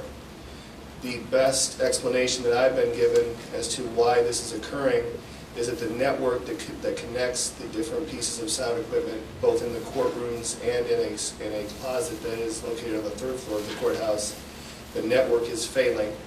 And because that network is failing, it is causing pieces of equipment to fail. sometimes one at a time, sometimes multiples. So that requires multiple service calls to local vendors to come out and fix the sound system. Myself, I have been at the courthouse on the weekends, along with other members of the staff, to allow people to come into the courthouse and work on the weekends without incurring security costs to have the courthouse actually open in order to get these repairs done. And again, this is something that has transpired ever since the courthouse was opened originally, and it has simply gotten worse over time. And so instead of doing this piecemeal at additional costs, at higher costs, we're asking that the system be replaced. And Andy alluded to it earlier. Today, for example, we've had, as part of the video arraignment system, it was discovered that actually the sound system was the culprit, and instead of having video arraignment, whereby we do not transport prisoners to the courthouse, today we had to transport the prisoners, which caused the sheriff additional costs, the transportation issues of transporting the prisoners. So this is an ongoing issue. It's affected just about every courtroom in the courthouse. The systems that are located in the courtrooms themselves are no longer being produced. So the replacement for each individual courtroom, if we were to do them one at a time, is over $6,000. And that would, again, be one at a time. So it seems much more cost-effective to do this all at once. Questions for Roger? Yeah. Chris? I'm going to ask this in as diplomatic a way as I possibly can. Sure. Is this one of the situations where the vendor that sold it to us in the first place is the one who's in there saying, well, you can't fix it, you should go buy a new one from us? No, it's absolutely not. The vendor that originally sold it to us has no longer been doing the repairs of the system. It hasn't been for the last several years. So, no, it's not that situation. And my other question is this a situation, I don't know how long it would take to do this replacement, but is this one of these situations where, let's say you can do half the courtrooms this year, take the equipment, take the good equipment out of those, use them to replace the failing parts in the other courtrooms? I mean, have you thought about, is it feasible to even consider an incremental strategy like this, or do you think it's basically tear everything up, do it at once, this year, next year, whatever, and move on?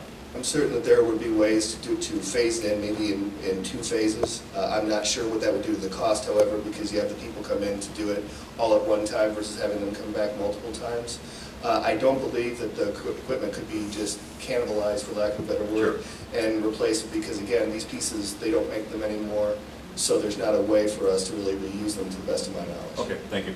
Other questions for Roger? Patsy?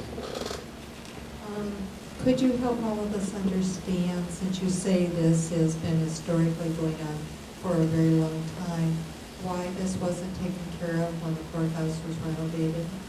Well, this has happened since the courthouse was renovated. This is equipment that was purchased since when the courthouse was renovated in 2001 and 2002. So this is not old equipment. This is new equipment, or relatively new equipment, 10 years old, 11 years old. So it is not something that wasn't taken care of. It was. It's simply, since that time, the individual components have failed. Basically, as best it's been explained to me, because the network connecting the different pieces of equipment no longer works or works properly. Anything else for Roger?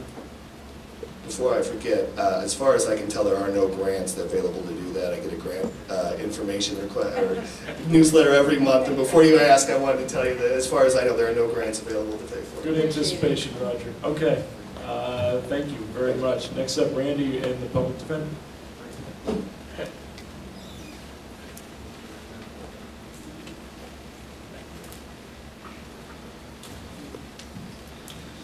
Good evening. My name is Randy Rosenbaum. I'm the Champaign County Public Defender. I am asking for new staff to be added over the course of time. I understand the county's budget situation. I'm asking for a part-time social worker to come in next year, and the following year a part-time investigator, and then if the funds look good, the year after that, get my secretary back that I had to lay off because of budget cuts. As most of you should know, if you don't know already, our job is constitutionally required. Anybody who's charged with a crime has to have a lawyer, they have to do a good job, and a lot of that is the resources. Our attorneys are in court all the time, and when they're not in court, they're working on cases. We have 2 secretaries and 14 attorneys. We don't have a witness coordinator, we don't have an investigator, we don't have a paralegal, we don't have a social worker. Most counties our size have investigators. Some counties our size have social workers. We don't have any of that. So the attorneys are actually doing work that they may not be qualified doing investigations and trying to find placements for kids and things of that nature.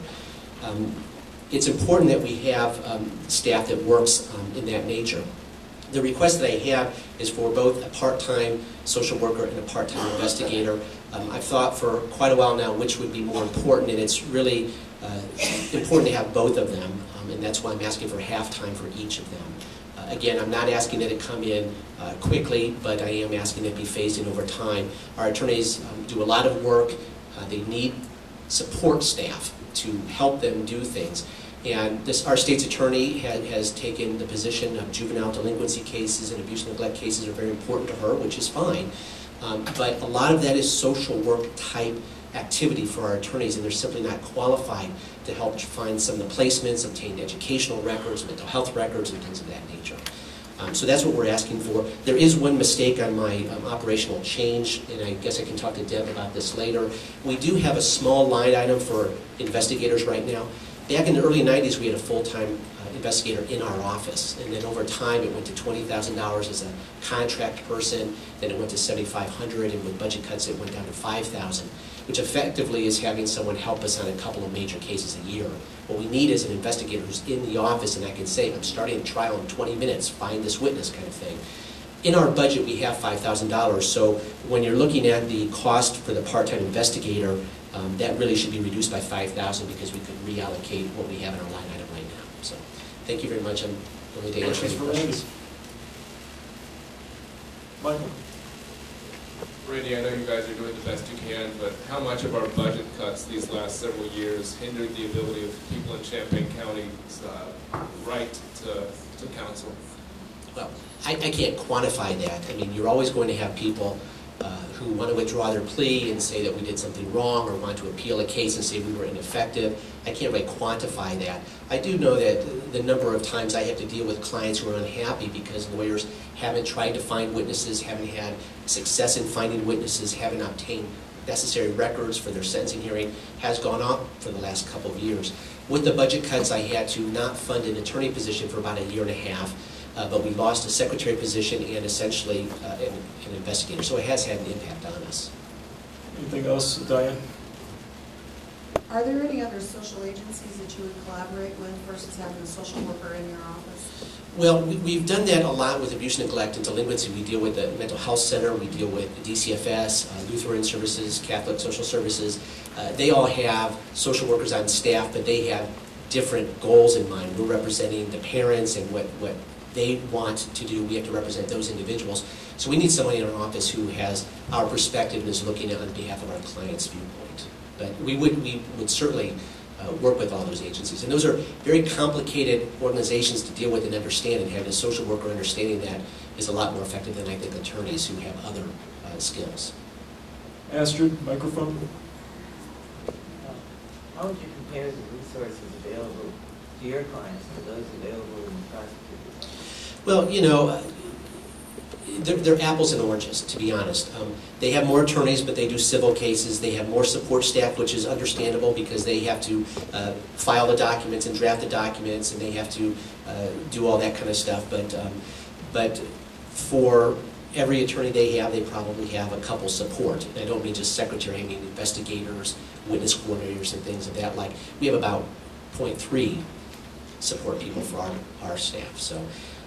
In terms of attorneys, we struggle with 14, but we can do it. It's that time out of court, finding witnesses and things, and that's support that we're looking for. Anything else from Randy? Thanks very much. Thank you. Appreciate it. Sheriff?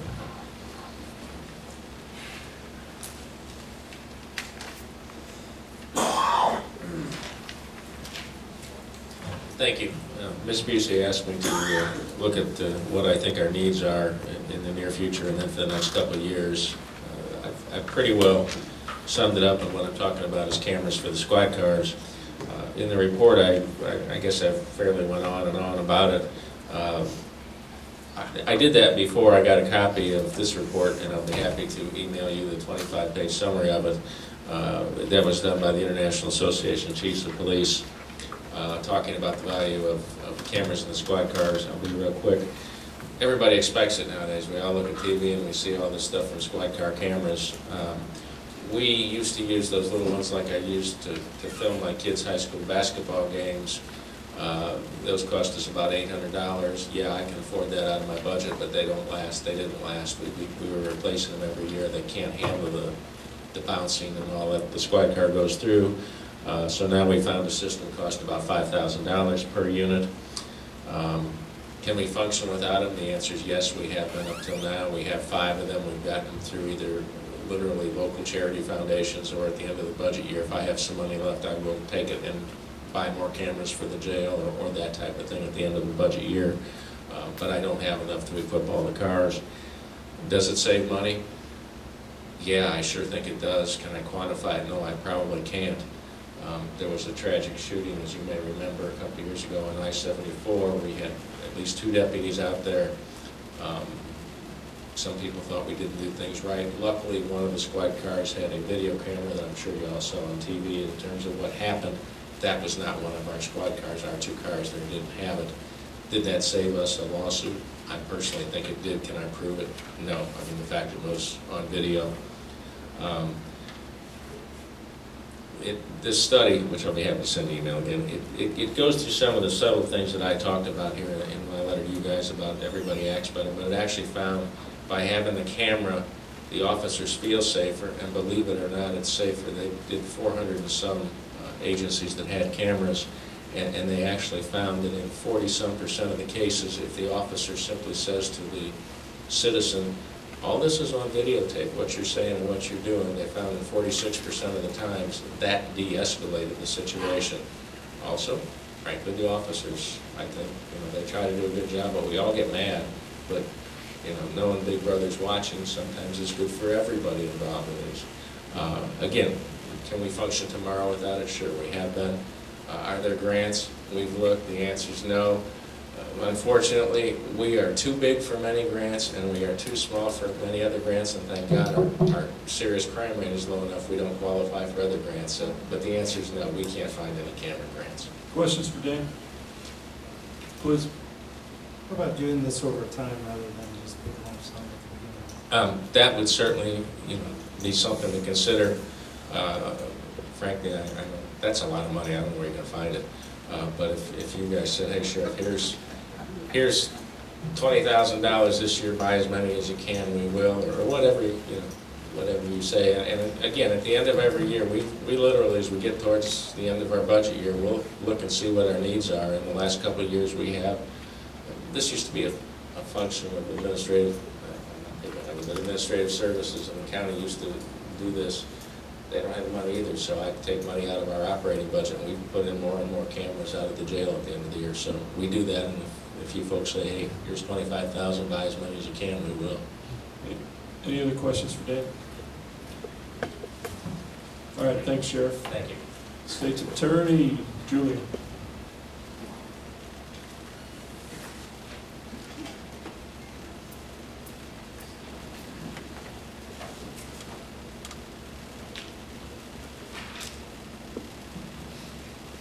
Good evening, everyone. Well, you all met Janelle, and she's still here. And my request is to reinstate Janelle and her fellow co-workers to full-time hours. And I don't know if you have the summary or the listing of the different positions. Oh, okay. So what you have basically says 8 salaries restored with cost. And I thought there was an attachment that listed them. But since there's not, I'll tell you that you met Janelle. And also with her tonight, supporting her coming and talking to you, are Susan Chapin and Lizette Lugo and Bobby Sykes, who are victim advocates in our office, who work on a daily basis with domestic violence victims, with victims of violent crime, with victims who lost loved ones in DUI fatalities, with victims of juvenile crimes, and with the families of juvenile delinquents who commit these crimes. In addition to these 4, and Janelle didn't really explain to you, she's our paralegal in abuse and neglect, and she deals with the vast amount of paperwork, complicated, required legal paperwork that we have in our child abuse and neglect cases. And I am currently covering a abuse and neglect caseload for one of my attorneys who's out on maternity leave. And I can tell you that Janelle, without Janelle, that very important division would simply not function. The work that she does is outstanding and absolutely necessary. And in addition to the ladies who are here tonight, this also covers salaries for Kathy McGee and Marty Sheridan, who run our adult diversion program, which allows us to not file charges against first offenders and give them an opportunity to stay out of the court system. And Kathy and Marty also are responsible for providing victim advocacy services to child victims of sexual abuse offenses. And they are specially trained to assist the children and their families through the very difficult court process. And Kathy additionally has taken on the responsibility of helping with our mental health court because she has a specialized background in counseling. And so she uses her skills to help us deal with the mental health issues that many of the defendants bring to the criminal justice system. And we also have Teresa Smith, who's my office manager, who does all of the budgeting and all of the paperwork and runs the show behind the scenes, and also Sherry Cheney Bruce, who's another victim advocate who works with victims of felony offenses. And all of these individuals have been with the county for a long time, are absolutely dedicated, as you heard from Janelle, to their jobs and to the county, and are wonderful examples of county employees. And in my office, when we had to go through the required budget cuts, we looked at the budget, and happily in a way, our budget is very slim. We don't have a lot of extra padding. We didn't have a lot of room to cut in commodities. We don't really have flexible revenue where we can estimate something's going to come in at more next year so that it makes up the difference. What we have is a significant personnel budget. And so the only way to make the required budget cuts the past couple of years was to cut personnel. And so I had to make a very hard decision. Do I entirely cut positions, people who have dedicated themselves to the county and to the job, and people who we absolutely need, or do I spread the pain among a number of people who I could do that to, and hopefully, and ask them to pick up the slack and give them the benefit of taking a day off a week, but ask them to continue doing all of the things they do, and in fact even adding responsibilities with regard to the mental health court that we've just started without any extra pay. And they, as good county employees and wonderful individuals, have done that with the thought and the hope that this was going to be temporary. Now it appears that it's not temporary, or it hasn't been temporary. And now for some of these individuals, they're looking at how this change will affect their retirement. And that is obviously very concerning for them. So, and in addition to that, we have a couple of grant-funded positions, partially grant-funded, that have been funded by the Attorney General's office, a grant we have with them, that has been a relatively constant grant, but the past couple of years has been cut. So in years past, it was $26,000 regularly. It didn't go up, although of course the salaries for the individual on that grant went up through time. But last year it went from $26,000 to $24,700, and today, just today, I received notice from the Attorney General's office that the grant was cut an additional 10%, so now it is down to $22,230. And so grant funding for these types of positions are decreasing, not increasing, and we're losing money with the current grants that we have. So, my request is to restore these fine employees back to their full-time salaries.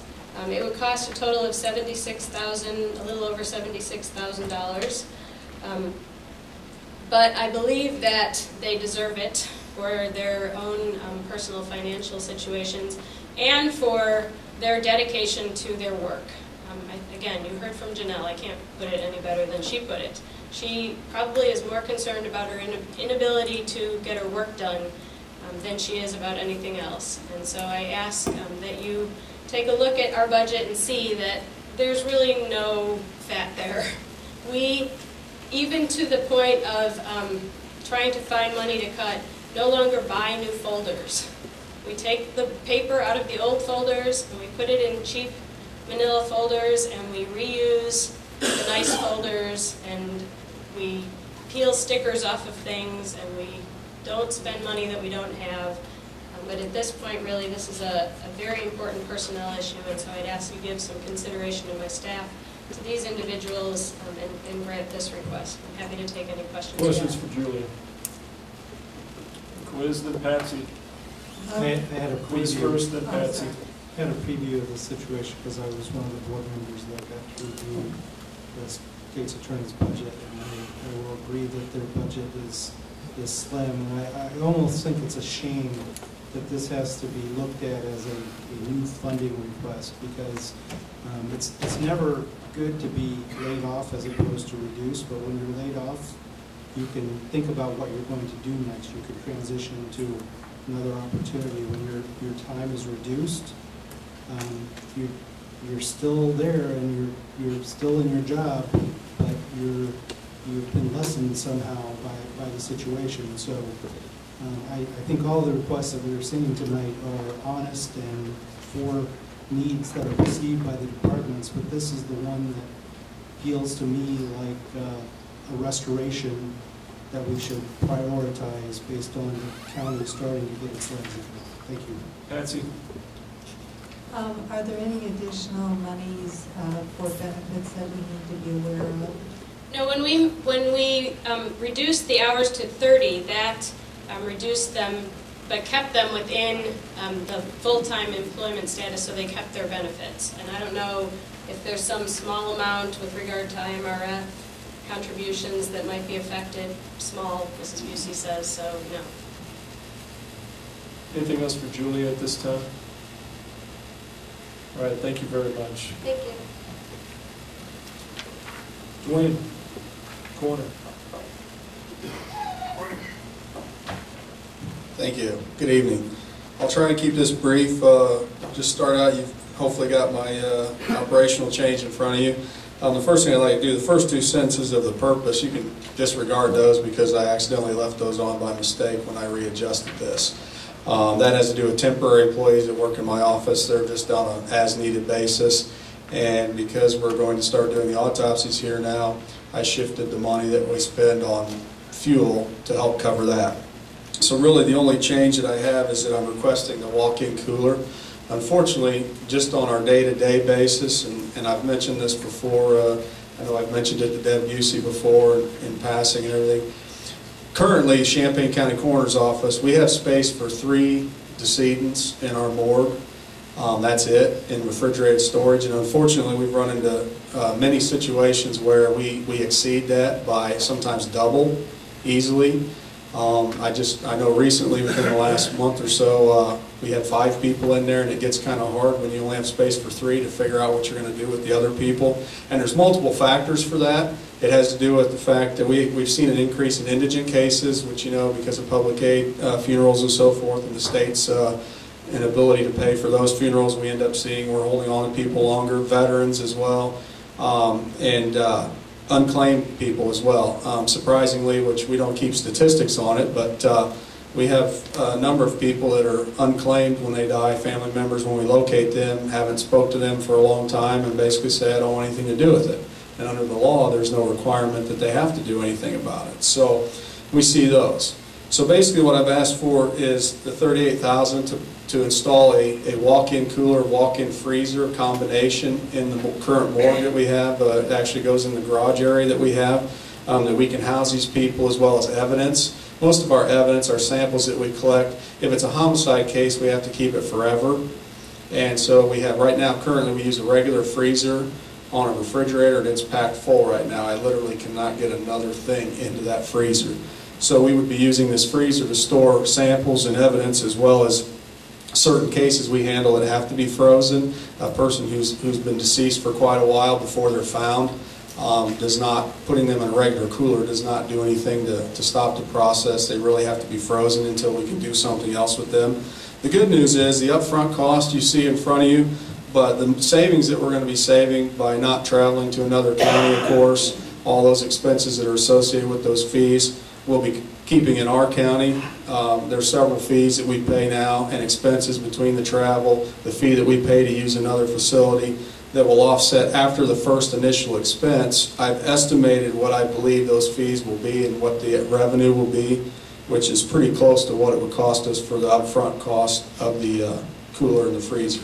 The other thing that I haven't factored in here is the current 3-person cooler that we have. There's still value in that, and I believe there's a good possibility we could sell that to another county, to another coroner's office, or possibly a funeral home. Now, my estimate is it's probably worth about $3,000, and when we moved it once before, it cost us $1,700 to tear it down and move it. So that has to be factored into whoever might be interested in purchasing it, should we be able to get rid of it. But that's what I have, if there's any questions. Question for Dwayne, quiz. What now? I don't know if you can guess what I'm going to ask, but... Grants? Don't ask it, can you live no, without it? That's Patsy's question. Oh, okay, so more, can you live without it? Is that what you're going to say? Well, no. Oh, Good best of. But why wasn't this in the plan for the new building?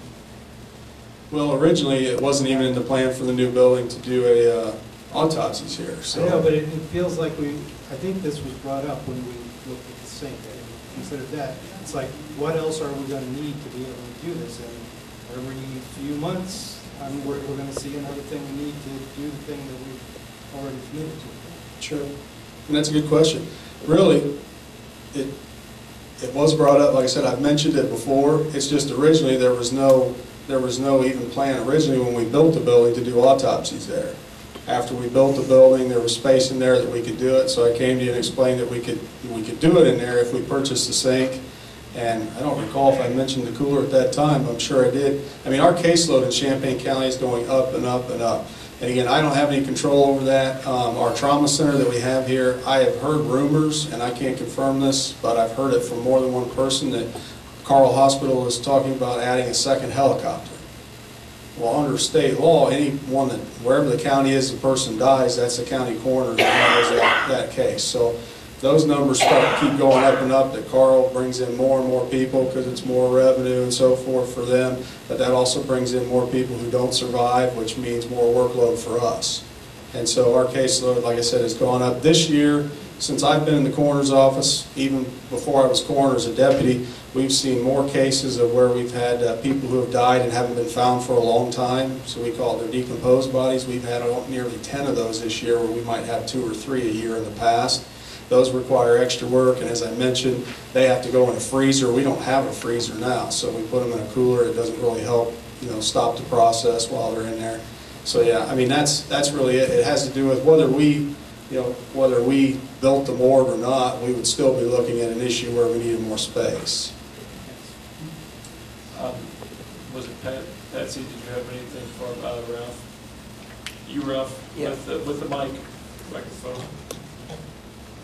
If Carl's bringing people into this community to die, is there any way we can force Carl to pay the cost of the consequences? I wish there was, actually. If anybody has any connections, I'd be more than willing to look into them. And truthfully, I have spoken to someone at Carl about that, who handles their disasters and their disaster scenario, and have requested, are there any grants that they get that they could possibly shift over to us or contribute a cooler to us, and I was basically told no, there wasn't anything. But I have actually approached them about that in the past. Al?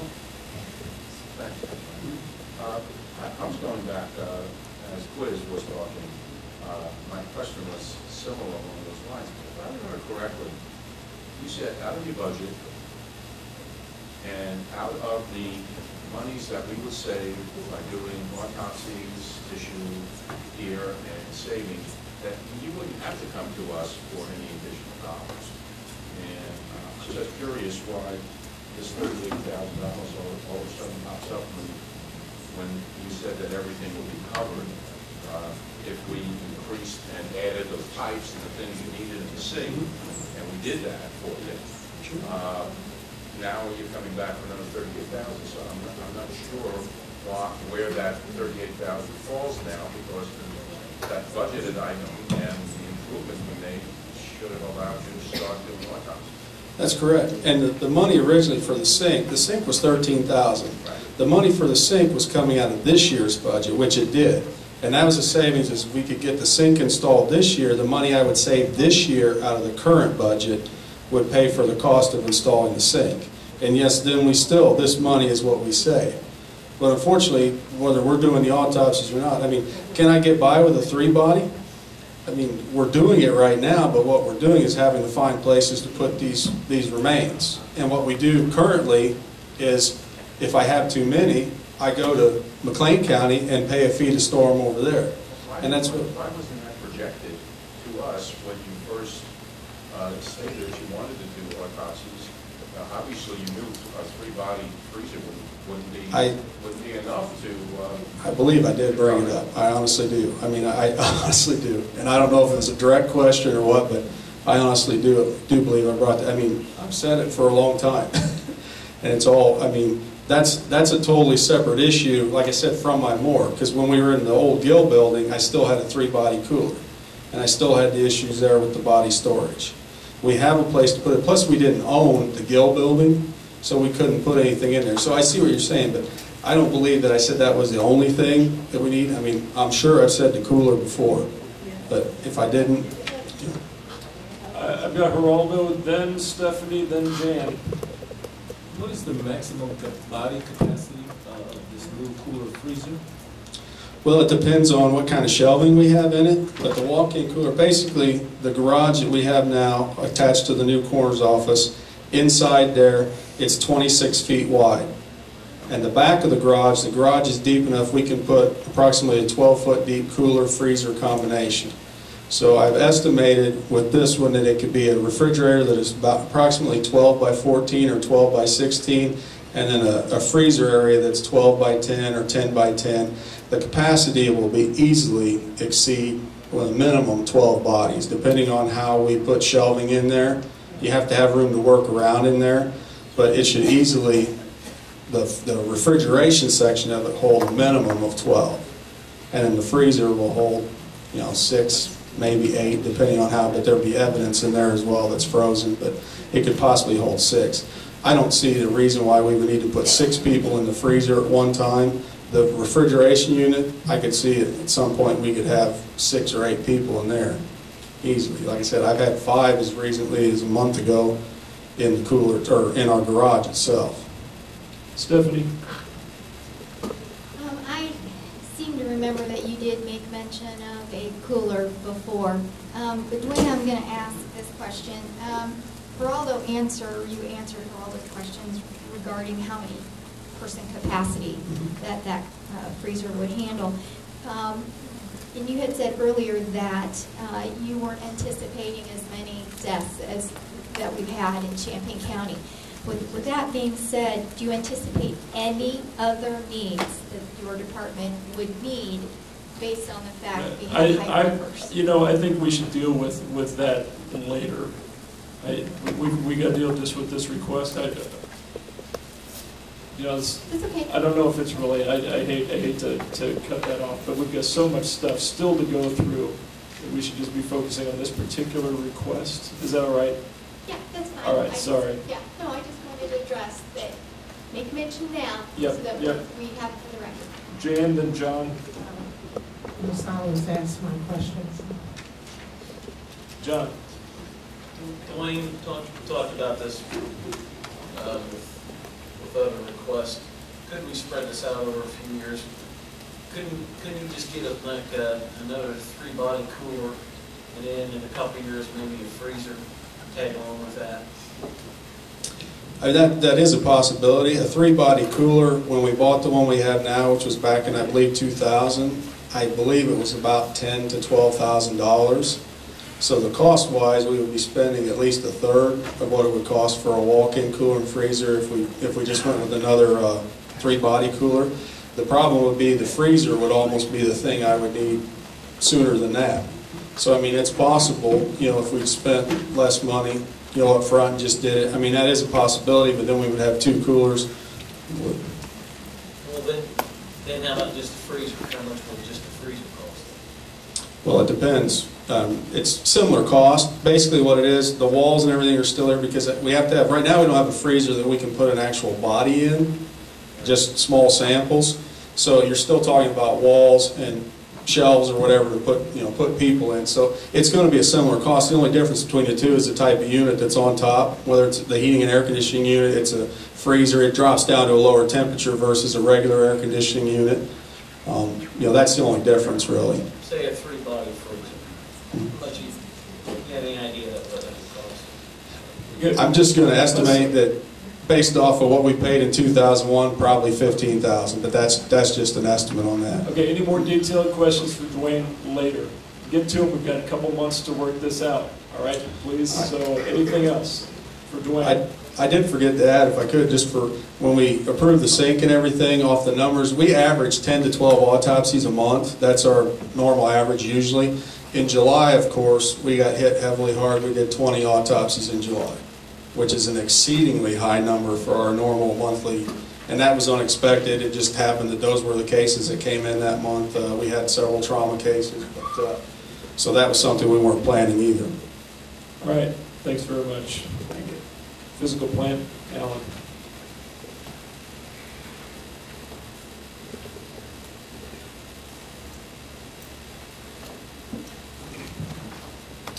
Good evening.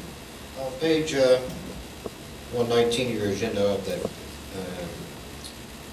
future operational change labeled facility needs. Mandatory upgrade, the elevator standards have changed. In 2005, we do have to survey, engineer minor design changes, I hope, and upgrade by January 1, 2015. Through the past couple of years, during our annual inspections and certifications, we have performed just random inspections of what we have to do, kept notes that, yes, we do have some deficiency that do not meet the current standards. We do not expect any major upgrades or changes to the courthouse facility, but of the 13 elevators, that's less than half of them, so we still have 7 more that are definitely are going to require minor changes, major changes, and maybe even removal of one of the older elevators at the ILEAS facility. So looking ahead to do that, we're going to need engineering fees in 2013 to get our design set, and then we can bid them and get them repaired the following year. Any questions on that one? Okay, I was asked to perform an upgrade for the Lyle Shields meeting room, or an update. I've tried to give you just a basic idea of what we're looking at here. Supplied estimates for the video system by Tandy Corporation, who did an audio-visual system over at the Emergency Operations Center just last year. The audio system was supplied, the estimate by C.B. Lloyd to upgrade this room.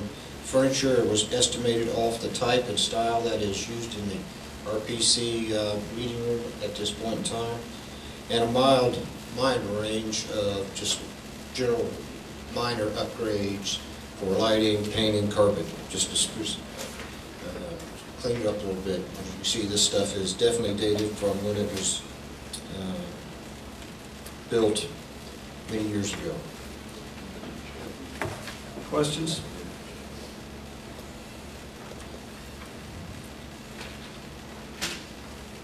Okay, and all right. Yeah, please. The final operational change is for emergency generator system for this building here.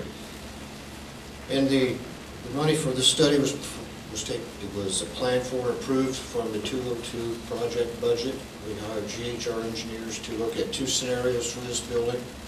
Is everyone aware that during a power outage, the entire communication network between downtown and the satellite jail and East Campus is shut off? Our initial thought for the backup generator was to power just the 3 particular areas, meaning IT room, telephone room, another computer room, which would keep the communication link open, and access to the hard drives for the servers downtown and stuff. Last election, we were hit with a power outage, and we were making plans to move the county clerk's equipment to the highway building so that he could finish the election. So we decided to take a relook at it and determine that if we're going to put a generator system in, we would include the majority of Pod 300, IT equipment partially, and just limit items that maintain minimum operation in this building. Now to do that, that's a permanent generator like we have in every other building the county has.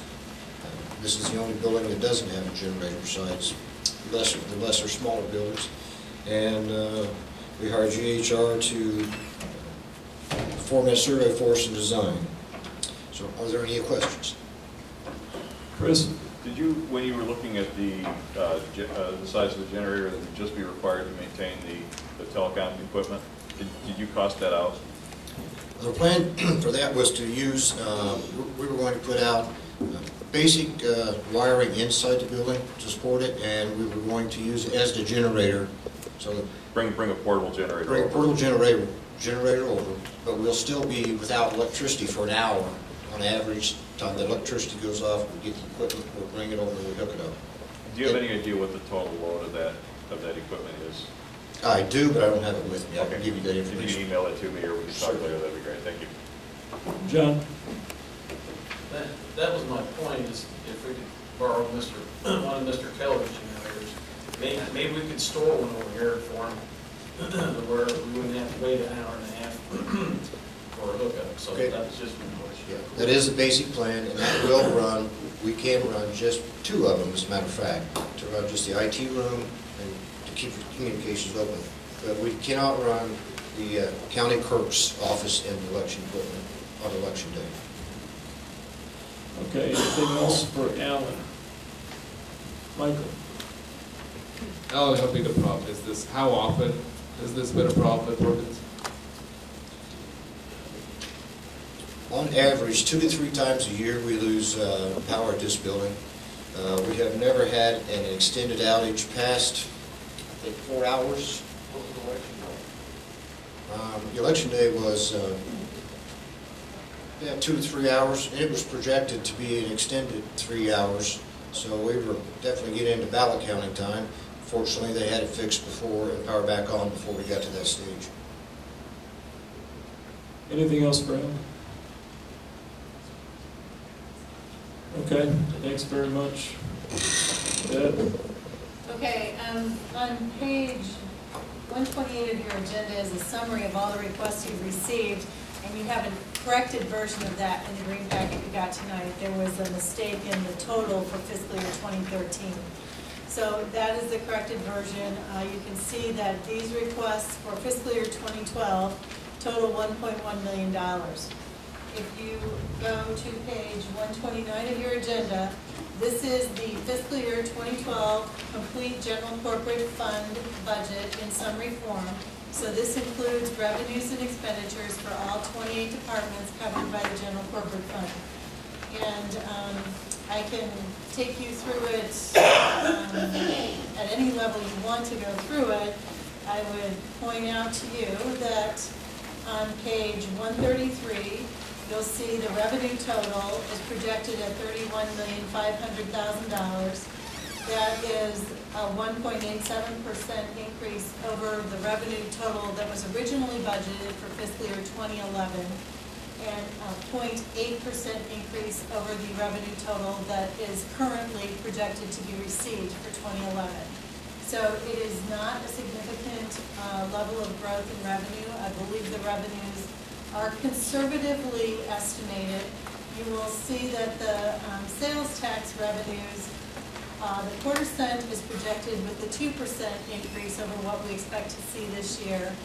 And thus far this year, it's come in at 3% better than last year. So that seemed to be a safe estimate. The 1 cent sales tax is projected to be flat. The income tax is projected to be flat, and those basically are derived from just the uncertainty of the current economy and some of the issues with state reimbursements. When you look at the total expenditures, which are on page 137, you'll see that we are budgeting $31,666,799, which is a 2.4% increase over the original 2011 budget, and a 2.75% increase over what is currently projected for 2011. This leaves the general corporate fund with a deficit of revenue to expenditure in the amount of $166,473 as this budget is presented to you tonight, without including any of the additional requests that you have received tonight. Part of the budget process includes the review of fees, and as a result of that review, I have a recommendation for you for one, well actually it's now two, fees to be increased to the statutory maximum, and that is the fees for marriage licenses and civil unions. Those fees are currently at $20. The county receives $15 of that, and that fee was set 30 years ago in 1981 by the county board. The statutory maximum for that fee is now $75, and my recommendation is that you increase the marriage license and civil union fee to the statutory maximum, which would generate $66,000 of additional revenue to go towards offsetting that current deficit. We reviewed other fees, criminal justice system fees, but basically those fees are already coming in at a lesser level than what they were last year, and I believe that's a result of the economy. I don't think increasing any of the fees that are associated with the criminal justice system would actually result in us seeing more revenue coming in because, basically because of the economy. However, I am of the opinion that if someone is going to get married, they would probably be willing to pay $75 for a marriage license. We all pay $99 a year to register a vehicle. So that is the basis for that recommendation. Quiz. Are we looking for a motion like this time to increase that fee? If the board is comfortable with action, we should look for a motion, yes. Then I'd like to make a motion that we raise the fee for marriage licenses and civil union licenses to $30. Second. Motion is to raise the fee to $30. That's by Quiz and seconded by Al Kurtz. Is there discussion on that? Stan. You knew I was going to say something. When we met with this and we talked about it in Gordy, I thought we ought to lower it so more people might get married, but then again, the more I thought about it, I thought, when you think about $30 or $75 in the long run, at the end of that, if something happens, I can speak from experience, your lawyer fees are a lot more to get out of it, so It's not picking on lawyers. Ralph? But we're going to follow the logic of the administrator and compare marriage licenses to driver's licenses. Maybe people who come into the state already married should be forced to pay a license. Any other comments on the motion, Quiz? Hold on, first, is there anybody else? First round. Carol. I just want to say that, of course, I just did not want to see us raise it to the statutory. That would be excessive. Can you speak into the mic a little more? Thanks. I think that would be excessive to raise it to the statutory, so I appreciate the recommendation of $30, and I would support it. Quiz. I just wanted to provide a little bit of explanation. I chose 30 because it is similar to the comparables that we were providing for counties like ours. Other comments? Diane? If it does go to 30, what's the additional revenue on that? I'm sorry, I'm not quick on the math. $15,000. So, Anything else on this topic? All those in favor say aye. Aye. Any opposed? Aye. That motion carries. Okay, if I may, with the green package, that you have tonight. The next item on the agenda is discussion and direction. And just to help you get a discussion started, I'm providing some information for you and a possible recommendation with regard to the 2012 fiscal general corporate budget. The top box shows where we are right now, which is with the $166,000 deficit, which has just been lessened somewhat, to $150,000, $153 maybe. The fiscal year 2012 budget includes one-time expenditures in the county clerk's budget that will not need to be repeated in 2013 because of the 10-year redistricting costs and the presidential election. And the total of those additional expenditures are $103,530. I would like to ask your consideration of treating those as one-time expenditures and considering that they're being paid for out of the fund balance rather than requiring that we have revenue generated to cover those one-time expenses in 2012. If we look at the fund balance projection, the 2012 budget is as projected at $31,666,799. A 10% fund balance, which we have experienced at least this year, is pretty healthy, gets us through almost all the way to the May property tax receipts without the requirement to borrow from other funds. That fund balance requirement would be $3,166,000.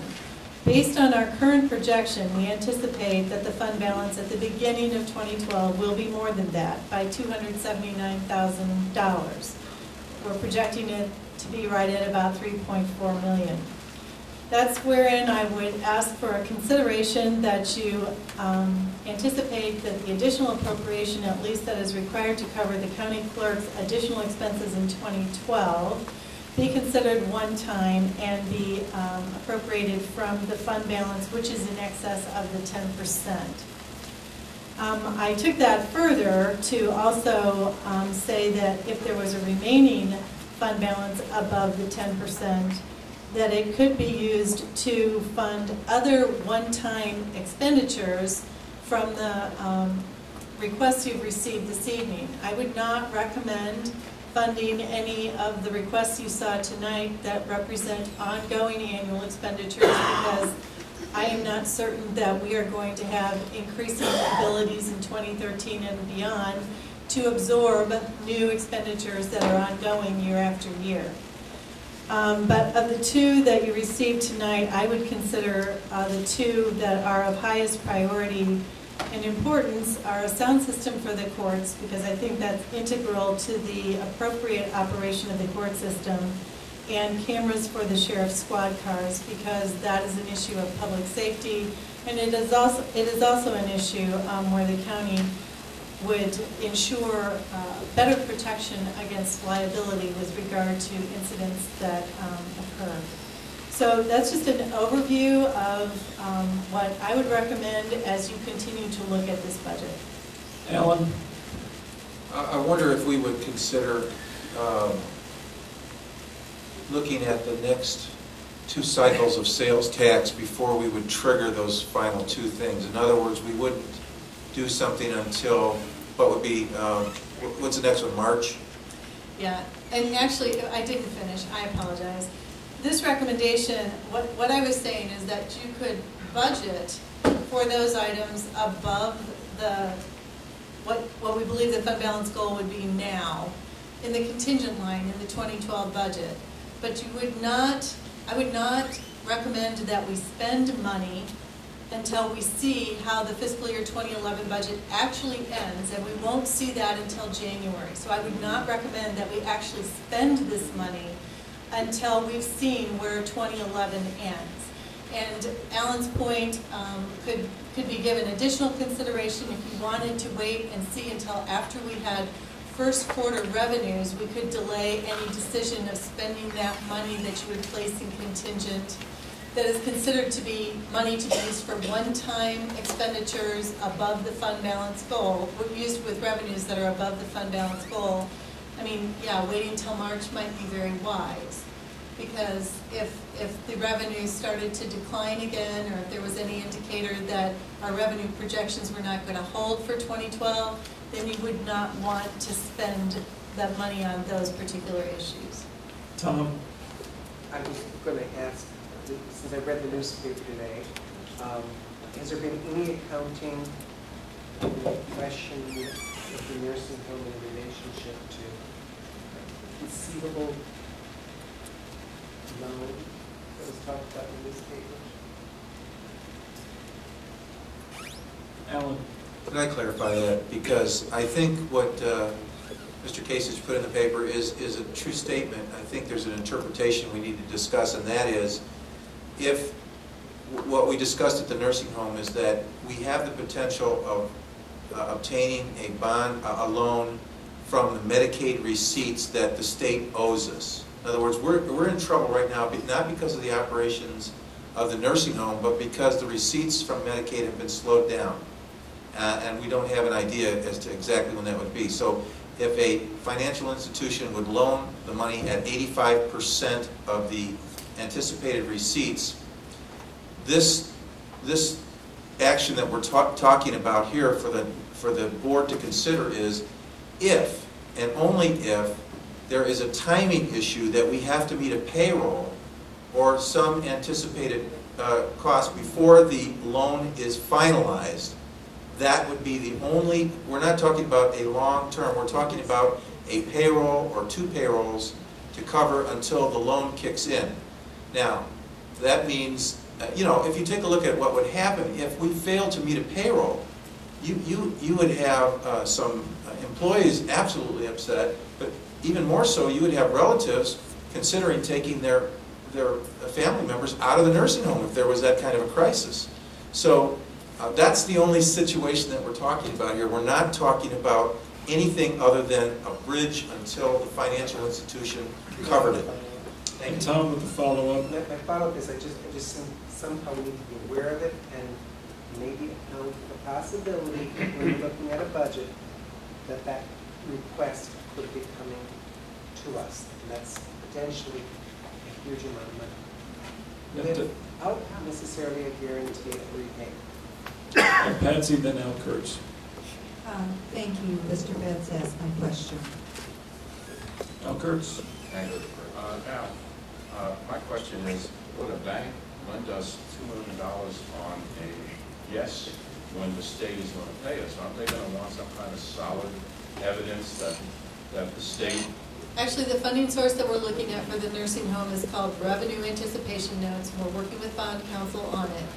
And the difficulty right now that we're having is that the only way the county board can issue revenue anticipation notes is if we have documented the revenue that will repay the notes and we have confirmation when we expect to receive that money. And we are working on getting that from the state. Those revenue anticipation notes will not occur unless we do get that level of commitment from the state. And that's the basis for which the banks would then loan the funds. And I think what was discussed last night, and what Mr. Nudo was alluding to, if you are asked to do a loan from the general corporate fund, the caveat would be that the loan from the general corporate fund would only be pursued if the revenue anticipation notes have been documented to the point that the treasurer is able to put out bids and begin working on getting those notes funded through a bank, but we happen to hit a payroll before all of that process is completed. Steve Mosier. Two questions. When are we going to find out what the EVA is for this year? The EAV? Yes. Preliminarily, it's flat. What if it isn't flat? Board of Review's done a significant amount of lowering on some pretty big items. Well, you're following the property tax extension limitation law and the calculations of your property taxes, which allows for the CPI growth, and that is how the property taxes have been calculated, which is a document that we're going to look at a little bit later. When we're going to have a final number? Well, in terms of what you're going to adopt for property taxes for 2011 to be collected in 2012, I believe you have that document in your packet tonight. If the EAD ends up being slightly lower, that's going to have an impact on the rate, but under PTEL, you're still allowed to collect that property tax. Okay. Quiz. Yeah, I just wanted to add to the commentary about the county clerk's budget. I was on one of the two that reviewed it, and what we have is next year is a 20-year situation where the redistricting requires changes, where we have a presidential election year, and I believe it's the first time all those things have happened when there's early voting to be supported as well. So we would be justified in looking at some of those costs as a one-time cost.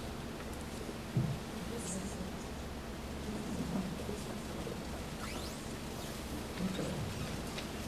Where are we at? What do we need from this at this point?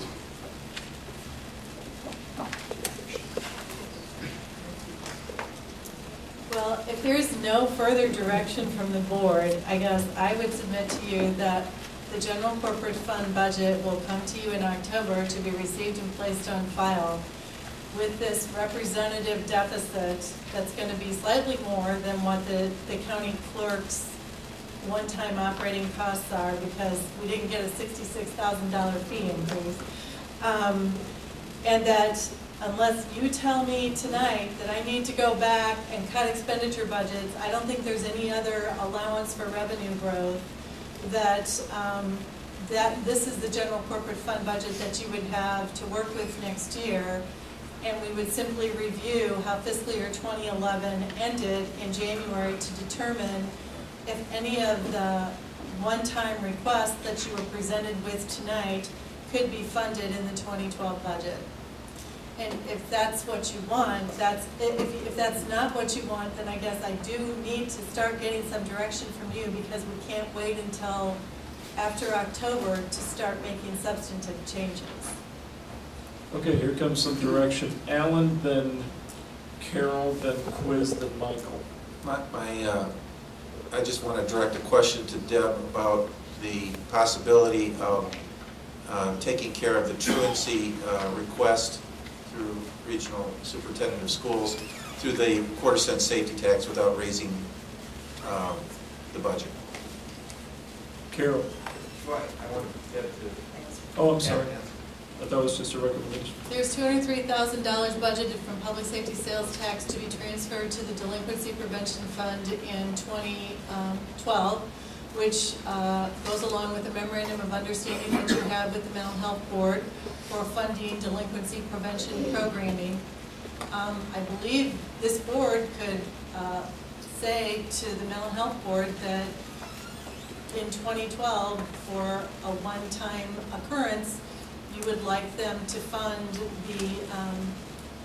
the truancy services. Now, I'm not sure that will work entirely. It's probably somewhat outside of the parameters of the memorandum of understanding that we have with the mental health board, but we could certainly talk to them about it and report back to you at October's finance meeting. Hold up. I'm going to take them one at a time, Stan. Sorry. I'm sorry. Carol. I was looking at the. Brett, Mrs. Reeks wants you. About the truancy services. Okay, let's go ahead and do that. Can I just address the quarter-cent sales tax issue? Because I am involved with the mental health board in determining what we use to fund, what we fund with that quarter-cent sales tax money, and that money is used to fund our Parenting with Love and Limits program, as well as our court diversion program for juvenile delinquents. There is a process for application for those funds, but those two programs take up the vast majority of those funds, and those two programs are very vital to our delinquency prevention. So I wouldn't assume that there's money available to fund an additional program based on the ongoing nature of those two programs that we have right now. Back to Carol. I was actually I'm glad she mentioned that, because it seems that there's a duplication of services happening.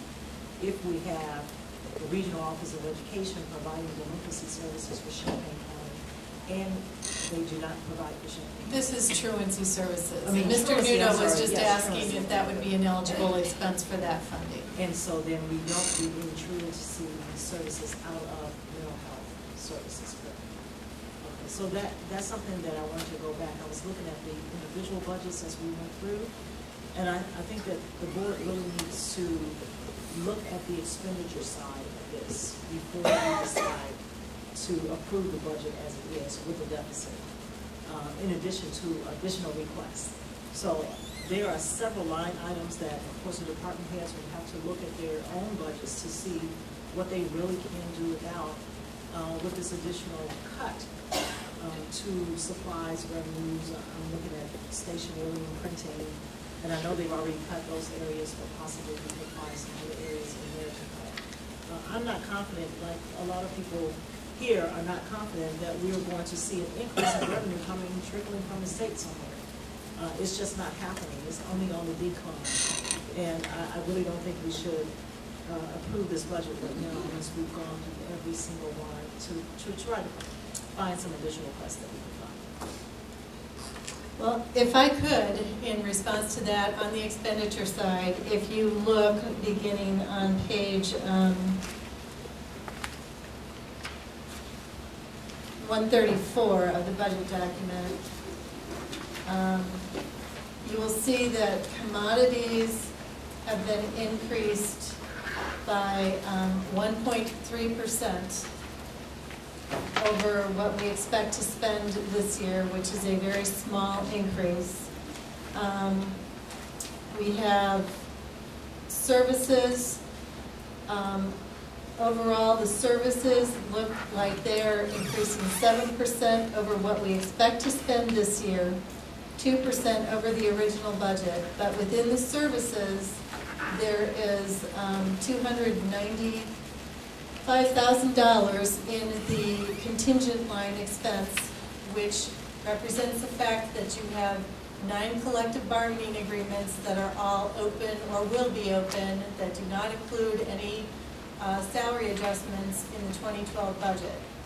And so that's basically why that line, why the total of services is up. Most of the balance of services, and this was documented in the individual department budget reviews, the departments have only increased their line item expenditures where they had a documented need for increasing those line item expenditures. And what you're suggesting is like going back to the beginning of the budget process, which it took us 2.5 months to get to this point.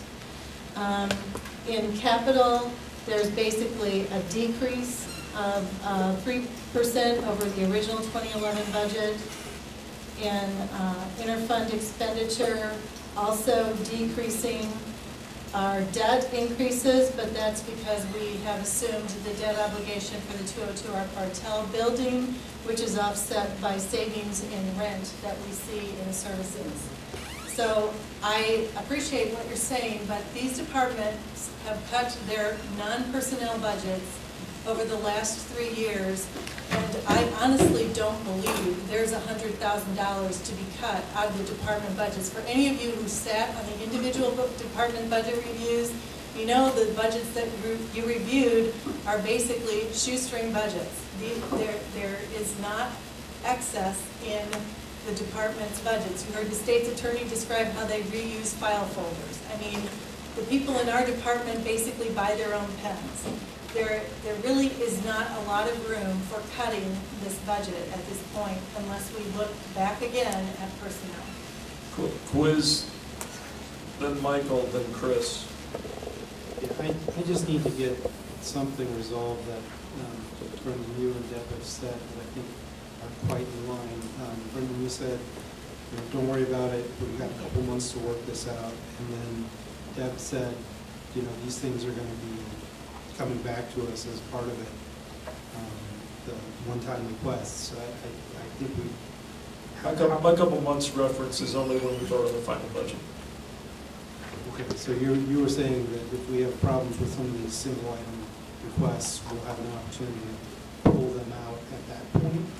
Well, that's an option, although at this point, like Deb made reference to, we work on this this many months in advance so that we can, by the time we hit the time for the budget, there should be, the final vote, there should be no surprises. So if I don't think we should spend $500,000 on a generator, when are we going to have that discussion? None of those are included. You understand that, right? I understand that. Nothing that was presented tonight is in the general corporate fund budget now.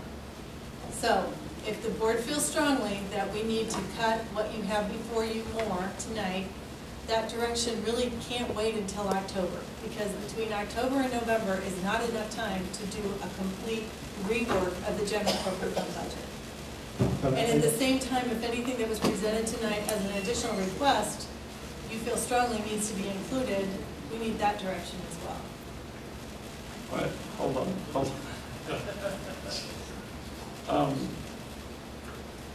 I'm going to add Stan to the list and Astrid to the list. I've got Michael, then Chris, Stan, Astrid. Michael first.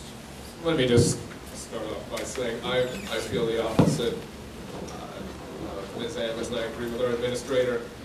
We are really absolutely at the point where every other cent we cut from our budget is just cruel. It's messing up somebody's position. It is cutting into the services we provide. And the reason I think that we shouldn't, besides the fact the administrator does a very, very good job at trimming costs, the reason I don't think that we should look at trimming is these budgets are a guesstimate. Now, we had one number for last year. We're going to be several $100,000 off with our final budget, not because we guessed wrong, because things change. But the point I had wanted to raise was this: I'm one person, so this isn't a recommendation, but honestly, as Deputy Chair for Justice and Social Services, I really think that we need to find a way to do some of these increases for the State's Attorney's Office and the Public Defender. Now, the administrator went the other way, wanting to do some one-time expenses, because we have no reason to believe that there will be money in the future. But the way I look at it is these are not expenses that can be pushed into next year. Money that is, we know that this is at a suboptimum level. They had no fat to cut already. And money that we are not funding them at this year is affecting the ability of both sides to try and defend cases that are happening this year and will not be happening next year. So basically, we have one chance on these cases that are coming through this fiscal year not to mess it up.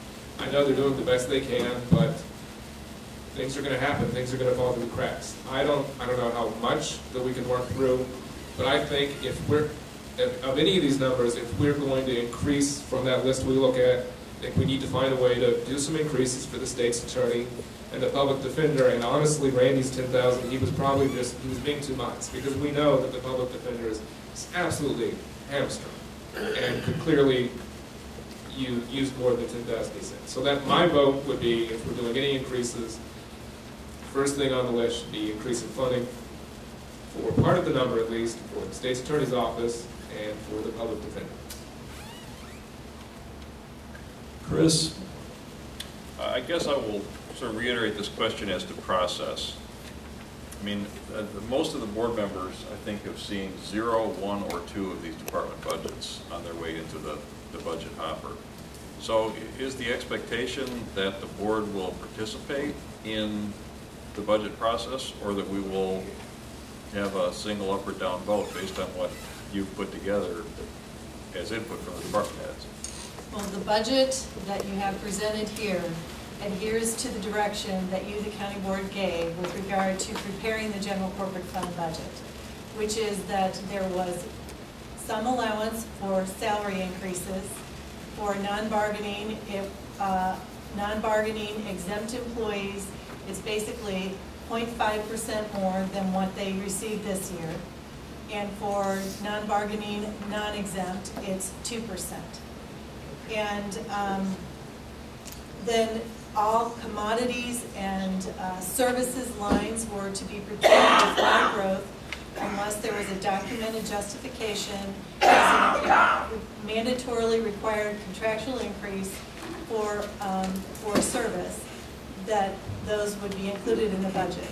And the only other exception to those are the requirements for the county clerk operating his budget next year with the demands that he has because of the year that it is. So it took 26 budget hearings, 45 minutes each on average. I don't believe that this full county board has the ability or the time to review the budget at that level. But you are presented with the consolidated summary of the entire budget that follows the direction that you gave. And so, and it is in compliance with that direction. So if you want to change the direction at this time, I believe you need to give an indication of that, because implementing changes it's a fairly large task.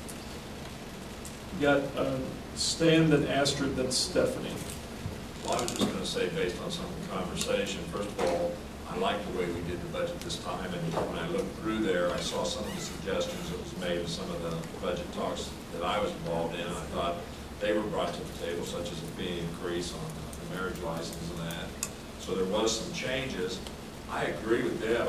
We've been through this process before. I really like this, and then everybody sort of had their little area they were dealing with and brought it all out. So I think that I look at a budget as just a tool. And come March, after we see sales tax revenues and other revenues, there may be changes anyway. We don't know. But this looks fairly good to me, and I'm no financial wizard like Mr. Nudo. But then with that, so I'm in favor of moving along with it and make changes as we go, because I feel like it's been cut where it can be. And one last comment, when I did mine, I went back and looked at several of my old budget documents, and I can say, like the supervisor's office, his budget's just basically remained the same. I mean, he doesn't really change it much, and he's done what he can. So I commend a lot of the departments. On the grant money, and Julia spoke to it, and that's one thing I wanted to speak to. I distinctly remember that because it used to be in the Justice Committee, and then we gave it to Peter Tracy, and he came up with a real nice format of giving the funds out, and he does a good reporting system. And I know last year, they were trying to get the SAMHSA grant the year before, so we didn't really get it complete. It was more or less rolled over. But I said at our caucus, and I would re-say it again, that if anybody wants to apply, they need to apply through the proper channels. But this board at any time can re-look at that and say, can this be put to a better use? If we need to do that and change the memorandum of understanding when the chance comes up. And I think my understanding was it was going to be like on a 2-year cycle when Peter did this, and then he would even look at new requests.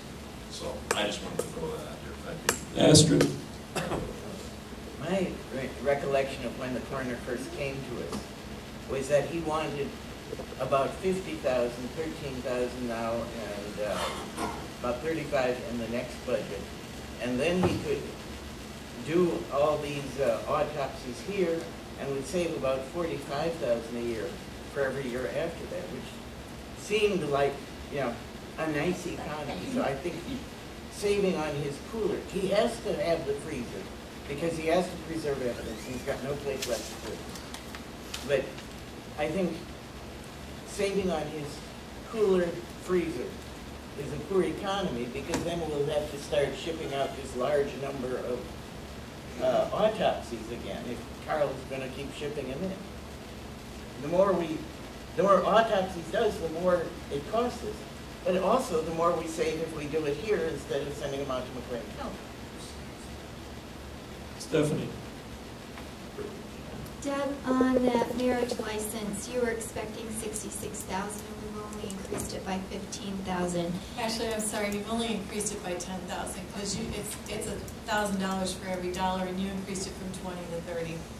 Okay. We only get 15, we'll only get 25 of 30, so I'm sorry. So would that be unreasonable to amend if it would be amenable to the board to increase it more, so it helps offset some of the costs that's coming out of Obviously, that was my request. But. Yes. So I would like to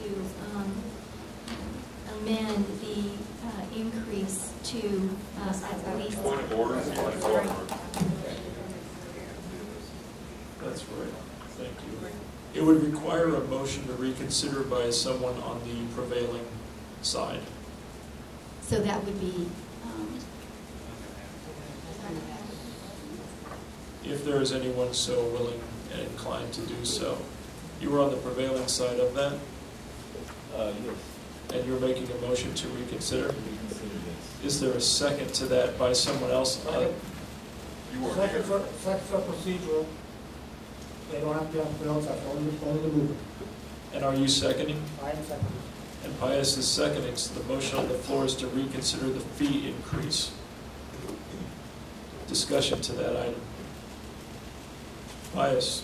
Well, I got here late, so I obviously missed the first time, but I'd like to point out that you do the calculations for $50 in 1981 funds, it comes out to $41 and change. Thank you, inflation. So that to me, we should at minimum be $41. I think it should be a little bit higher, so at least we have the curve for a couple of years. So I would recommend we make it $50. Then I've got Michael, then Carol, then Stephanie. Talking about the motion to reconsider. Oh, was that it? There wasn't a motion. I always say you have to vote on reconsider, so. We're considering the motion to reconsider, correct? Motion to reconsider, discussion on the motion to reconsider. Michael, then Carol. I voted yes on the original motion. We talked about it. In Democratic caucus, a lot of people wanted to keep it low, but honestly, listening to a lot of these things, like I was saying, I advocate spending some of this money on state's attorney or public defender. Other people have other things, but I am going to change my vote and also vote to reconsider. Carol? I would not ask that the board reconsider. We have, since I've been on the board, raised several fees to the public. We've already raised fees in the animal department. We've raised this fee to $30, and I think there's very little consideration to the impact of what's happening to people every time the government decides to raise another fee and build the budgets on the back of poor people. We had this discussion when it came to raising the per diem costs again for the county board, and even with the comparatives, this board voted against that because they didn't want to raise the cost or salary to the board members and didn't feel it was justified, even though it was almost the same amount of time since they had raised it in the first place. I don't think that that's a reason why we should go extensively beyond what other counties are doing with regard to this marriage license and the civil union fees. I think that this is a really bad decision, and it will impact people on a greater level. And I'll say this too, as well as the fees that were raised for the birth certificates. When you have multiple children and you need to get birth certificates for them to go to schools, but those fees can be exorbitant if you have more than one child. So we really need to consider that we've raised it to $30. I do not advocate that we raise it to $50, which is well beyond what other counties are charging. Stephanie? well, I'm going to advocate, and I'm not big on raising fees. I think you all know that, but I think that in comparison to other costs of a wedding, whether it be low income, middle, or high income, $75 is not that much for a marriage license. So I do advocate raising that fee. Okay, let's get to the vote on the motion to reconsider. I want a roll call vote on this. Roll call, please. Alex? No. Ammons? No. Anderson? Yes. Benzel? He's not here. Berkson? No. Betts? No. Coer? No. Esri? Yes.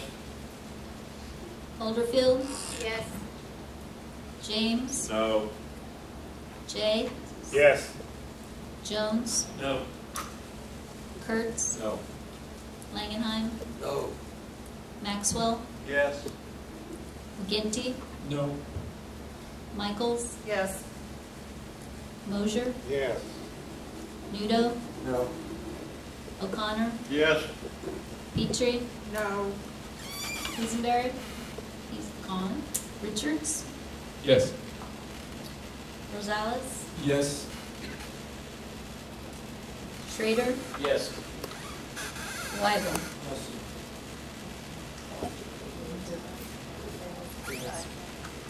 The motion fails in a tie vote. So no motion to reconsider that item.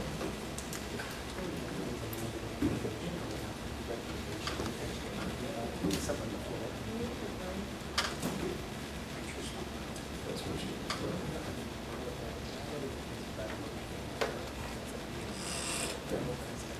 No, that's fine. I was actually going to recommend. So at this point, what I'd like to recommend is that we try to pinpoint where we're going with this, with a specific recommendation.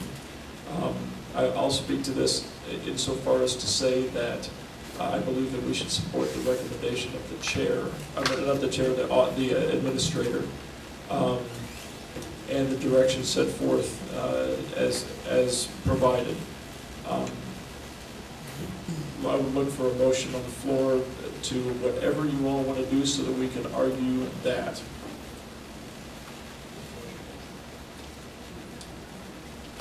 Steve?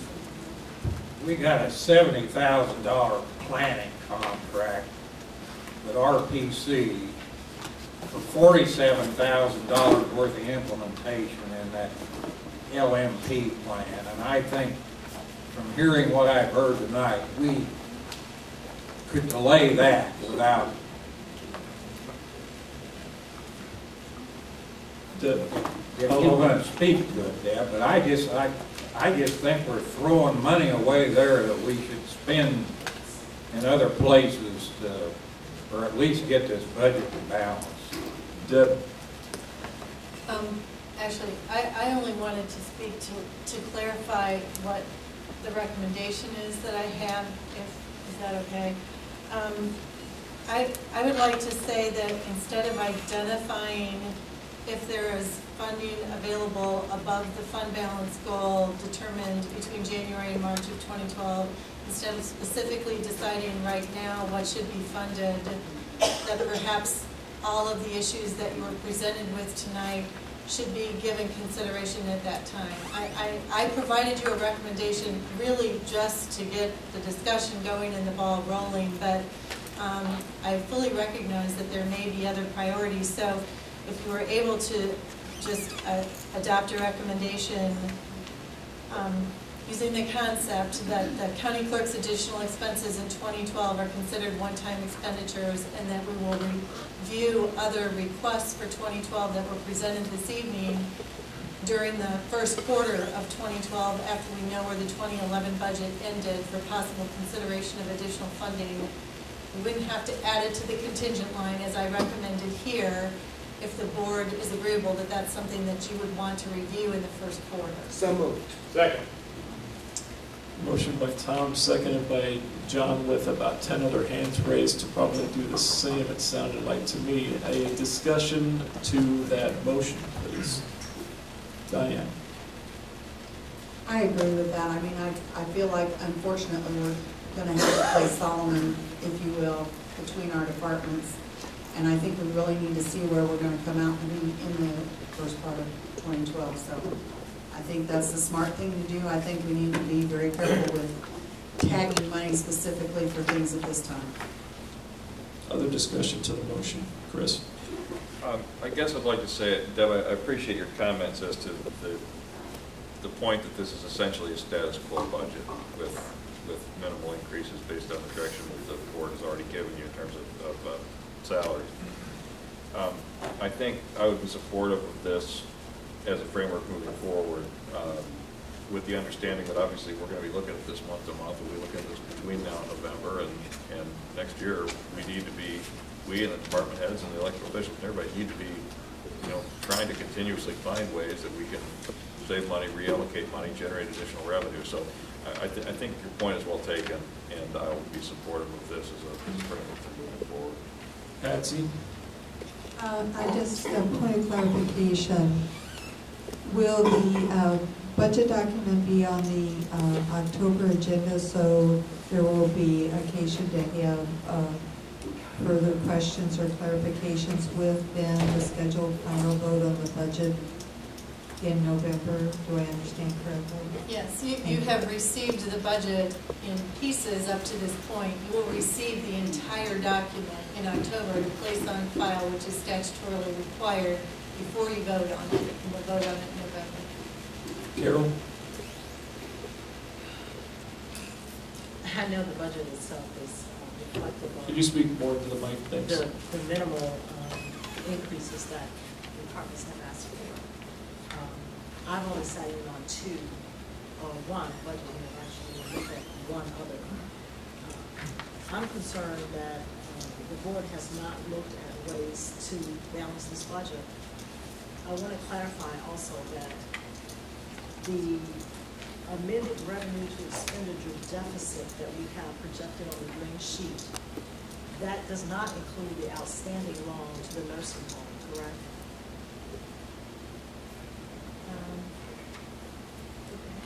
The backside of this little green sheet. So this. Actually, it does. This deficit includes that outstanding amount. The projected 3.4 million fund balance includes the nursing home outstanding loan. So this 100,000 includes that. With the 100,000, just assuming that we can't find it anywhere, there's, where the money coming from anywhere. How do we make up this difference if there's a negative $100,000 shortfall? Where does it come from? I'm just looking at, I only have a certain amount of money to budget in my home. How do I find that? Your fund balance goal of 10% for fiscal year 2012 is 3.1 million. All indicators are that your fund balance will be above that goal for fiscal year 2012. So basically you're saying you're treating that $100,000 of one-time expense in 2012 for the county clerk as you're spending some of your reserves to offset that expense, knowing that expense will not recur in 2013. So you're going to spend down the amount of fund balance that you have that is above the 10% goal. And so then can I ask you a follow-up question, Mr. Chair, is it okay? In that thinking, I can understand that we can see a projection of where that would come from. But if we had any other major expenses, where would that come from? It's like the budgets are so thin, there's nowhere to move if there's an emergency. Would we then spend down the rest of our reserve? If something unforeseen that is not included in this budget, yes. There's a motion on the floor. Any further discussion? Steve O'Connor.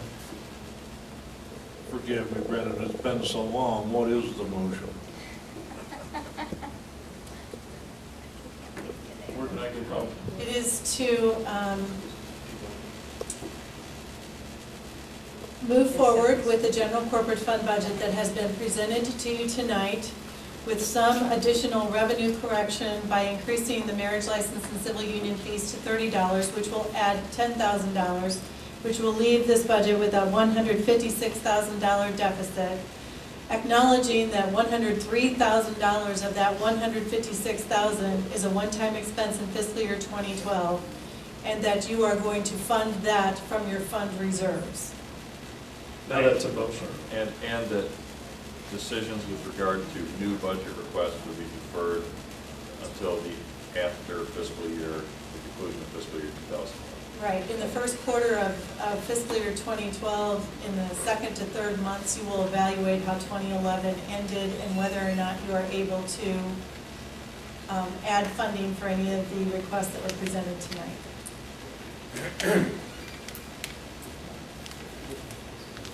Does everyone understand? I know everybody's tired. Alan? When is the sales tax reporting time frames? I'd like to tie it to the sales tax time. It's sales tax every month. Okay, but I thought we had it quarterly now, that we have a quarterly. No, you get sales tax every month, and your monthly projection report is updated every month based on that month's receipts. Okay, so February would be your first quarter, end of the first quarter? February is the end of the first quarter of the fiscal year. So if we could tie it to February 28th or 29th. Is there anything else before we vote? It's just to get it along. All in favor, say aye. Aye. Any opposed? Aye. Motion carries. Thank you. That was a long process, but a productive one. Okay, that was all general corporate.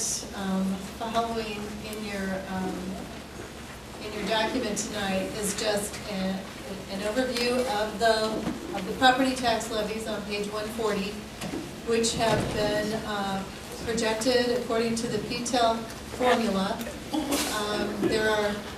There's one levy that, the Social Security levy required more growth than was allowed under the PTEL formula, and the IMRF levy required less. So if you look on the far right, you'll see that the Social Security levy increases by 5.26%. The IMRF levy increases by 1.94%. The levy rate growth allowed to each levy under the calculation of the formula is 2.53%. So we reappropriated some of the IMRF growth to Social Security, and you'll also see that the general corporate fund levy is only increasing at 2.25%. The balance of what Social Security needed is coming from the general corporate fund levy. All of the other levies are presented with the calculation strictly following the tax caps formula. And that is how the property taxes are indicated as revenues in all of the relevant department and fund budgets. Steve Mosier, then Chris. If they cut that payroll tax for next year, what effect's that gonna have on your Social Security? I haven't seen enough information about what's being proposed to be Both able to sides answer of that. It would have an impact. Which way?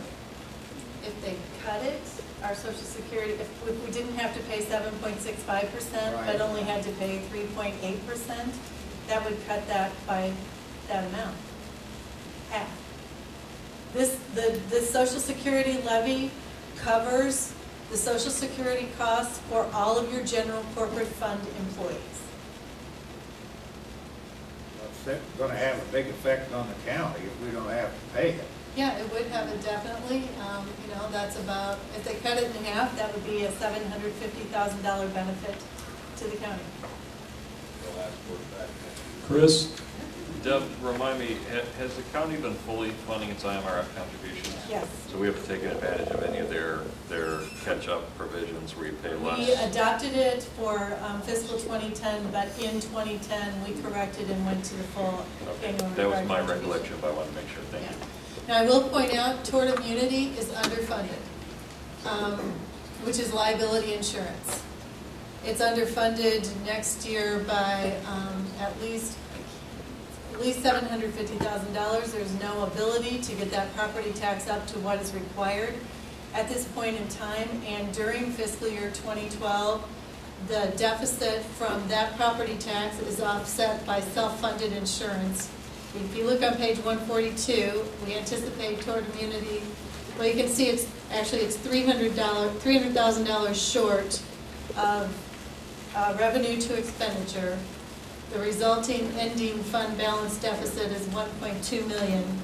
If you look on page 150, self-funded insurance, which is basically where the tort immunity money feeds directly into, is anticipated to have a revenue surplus in 2012 and is anticipated to have an ending fund balance of $2.7 million. That is what is at this point absorbing the tort immunity shortfall. I see no way to increase the property tax, the additional $300,000 to balance tort immunity fund on its own in the fiscal 2012 budget, although it was a goal, but clearly we can't do it. Other questions? Deb, we just need to accept the place. Yes. Is there a motion to accept these in place? By John, seconded by Brad. Any discussion? All in favor, say aye. Aye. Any opposed? That motion carries. Is that all? Dan, you can go ahead and wait. If you're sure you're done. I did want to talk a little bit about nursing homes. We talked about that earlier. I've had a lot of discussions with nursing home about potential loan opportunities, and so the first thing I did was print out the Revenue Anticipation Act and read it, because I was not familiar with it. I'm also the president of the Illinois Treasurers this year, and so I sent an email to 102 county treasurers and said, who of you have ever used the Revenue Anticipation Act? Zero. In fact, I couldn't find one that even ever heard of it. Now, we do use tax anticipation warrants. This will be the third year that the nursing home is borrowed based on the amount of real estate tax that they would get, about $800,000. So this revenue anticipation is a little bit different. Let me read you one part that Al kind of alluded to. What we're going to have from the state is a written assurance, or we have to be assured in writing of receiving revenue from a reliable source, such as federal aid, state revenue sharing, or local fees for the payment of such obligations, and shall have filed with the proper accounting clerk the necessary evidence of such assurance. That hasn't happened yet. And from the talk that I've had with the nursing home, they have a little, they're dubious about whether they're going to be able to get that. There won't be any bids sent out to any banks unless we get that written assurance. That's just the way it is. Now, I'm prepared. I can send out a bid to all the banks in Champaign County within an hour. I'm glad to do that. But that's what we're up against. Also, just for your information, these notes shall be due not more than 12 months from the date of issue. And the other part was that they can't. No note should be issued under this act after the revenue to be anticipated as delinquent. So once we've missed a month, we can't borrow against that. We can only borrow against what we anticipate. So those are the things that are facing us. I personally hope to heck we get revenue anticipation though, because I hate the thought of going back to what we did with the $2.9 million to go to the nursing home from our general core fund balance, which resulted in a lot of the problems you're talking about tonight. Talk about that young lady that had issues with furlough. It's hard for me to separate that from what we gave to the nursing home, $2.9 million, which really killed our fund balance. And it took us a long time to recover, and we did that through cutting. And with Deb's leadership, it's hard for me to imagine where we are today. So I really don't want to go back there, but to Al's point, I think that helps me a little bit to understand the article a little bit better. Because one nursing home payroll for 2 weeks is $225,000. That's what we're talking about. So $450 a month. Now, onto a lighter subject, real estate taxes. I just want to let you know that, give you a little update, that as of today, we're 95.73% collected, which is right where we should be. That represents about $268 million that we've collected, and about $12 million still to collect. This month will represent our 5th month of distribution. And so we're at 95% for the September distribution. We do one every month. We started one in May, June, July, August, September. We're being distributing about 35% of the money, which for General Corp will mean about $3 million. So General Corp, at the present time, from a cash flow standpoint, is solid. We'll be able to repay our $1 million loan to public safety, and we'll be in pretty good shape at that time. Finally, the last, of course, date to tell you about is October 28th this year, and that's the tax sale itself. Of that $12 million we've got to collect, at that time we'll have about $2 million that will actually go to the tax sale. It'll be about 99.1%, 99.2% collected at that time. After the sale, it'll be around 99.9%, 99.8%. If you have any questions, I'd sure be glad to answer them. If not, I'd like to have my report accepted and placed on file, please. Motion by Brad, accepted by seconded by Al. Any questions for Dan? Nancy? Back to the statute that you were talking about. Sure. I haven't read it, so what guarantee is there within the writing of that statute that the county would actually get their money back? Well, what we're talking about is sending out a bid to a bank and saying, please loan us the money based on the fact that the state will pay us back the Medicaid payments that they're withholding. So we've got to get written assurance from the state that they owe us the Medicaid payments, that they will be paying us back at some point. Now, you could make the point that a bank would say, well, why should I believe the state after everything I've read about and seen for the last 2 or 3 years? And that'd be a concern that I'd have as well for sending out the bids. But I say send out the bids. You never know. My other concern is this, is that tax anticipation warrants are about as solid as you could possibly have. We're going to collect the real estate taxes. The tax sale, we're going to, I think in the last 15 years, our average collection rate is 99.96, something like that. I mean, we're going to collect it. So that's almost a solid thing. But we're lucky to get 2 or 3 bids from banks on that. So I don't know what to think about it, the revenue anticipation note. If they would say that the state can assure you all that they want to, but we're not going to loan you money based on that, or we might get hit on rate, which would still be okay as far as I'm concerned. So I'm interested to see what happens. I just hope that we have the opportunity to do it. Alan? Yeah, I think the nursing home board took a look at this, and the comments that were made at the nursing home board were along the exact same lines that Dan's describing, and that is you have to have a slam dunk before you would ask us to do that. And what we're talking about here, as it was reported in today's paper, was that it would be short that we would have a short term, that we would have the assurance from the bank already before we would ask that, and only in the case where we couldn't make a payroll. I keep going back to the fact that if you fail to make a payroll, and the relatives of those loved ones take a look at this, and what the consequences of that could be catastrophic to the nursing home. Catastrophic is the best term I can come up with, because we already know that 195 is our break even. And if we go down to the 140 level that we were at before because of these kinds of circumstances, you have the prospect of closing the nursing home. So this, I mean, there's no other way to make this plainer, and we're not going out and doing something that would be other than when a bank would say this is okay. Is there anything else for Dan? Oh, one other thing I would say. The irony of this whole thing is the feds have paid the state this money. The feds have paid Medicare to the state. And the General Assembly has made the determination, as I heard today at Farm Bureau, they made the determination that they could either have cut Medicaid to the nursing homes or delayed it. All right? So this is not our doing. This is not the doing of the nursing home. This is, a bigger picture. So every nursing home is facing this, and I acknowledge that probably Dan has not heard about it from any other of his counterparts, but it's coming, because every other nursing home, private or public, is facing this. Anything else for Dan? All right, thanks so much. Thank you. All in favor of accepting that report, say aye. Aye. Any opposed? Motion carries. Is there a motion to accept and place the auditor's report by Carol, seconded by Brad, and discussion?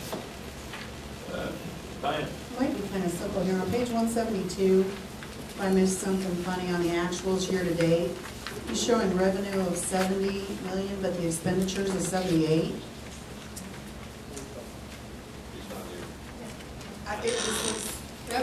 Revenue lags by a month, because the revenues we receive in December are typically posted to the previous fiscal year, because they're for transactions that occurred that fiscal year.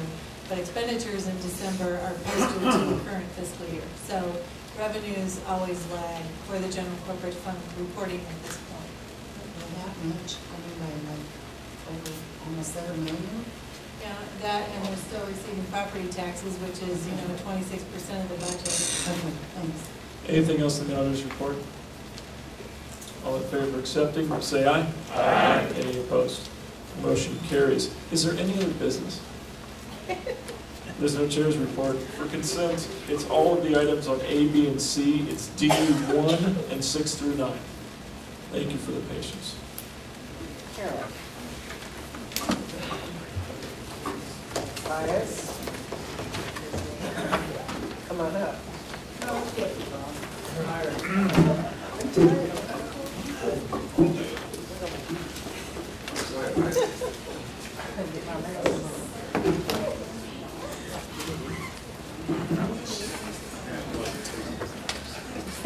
We're back on policy. Please stay tuned.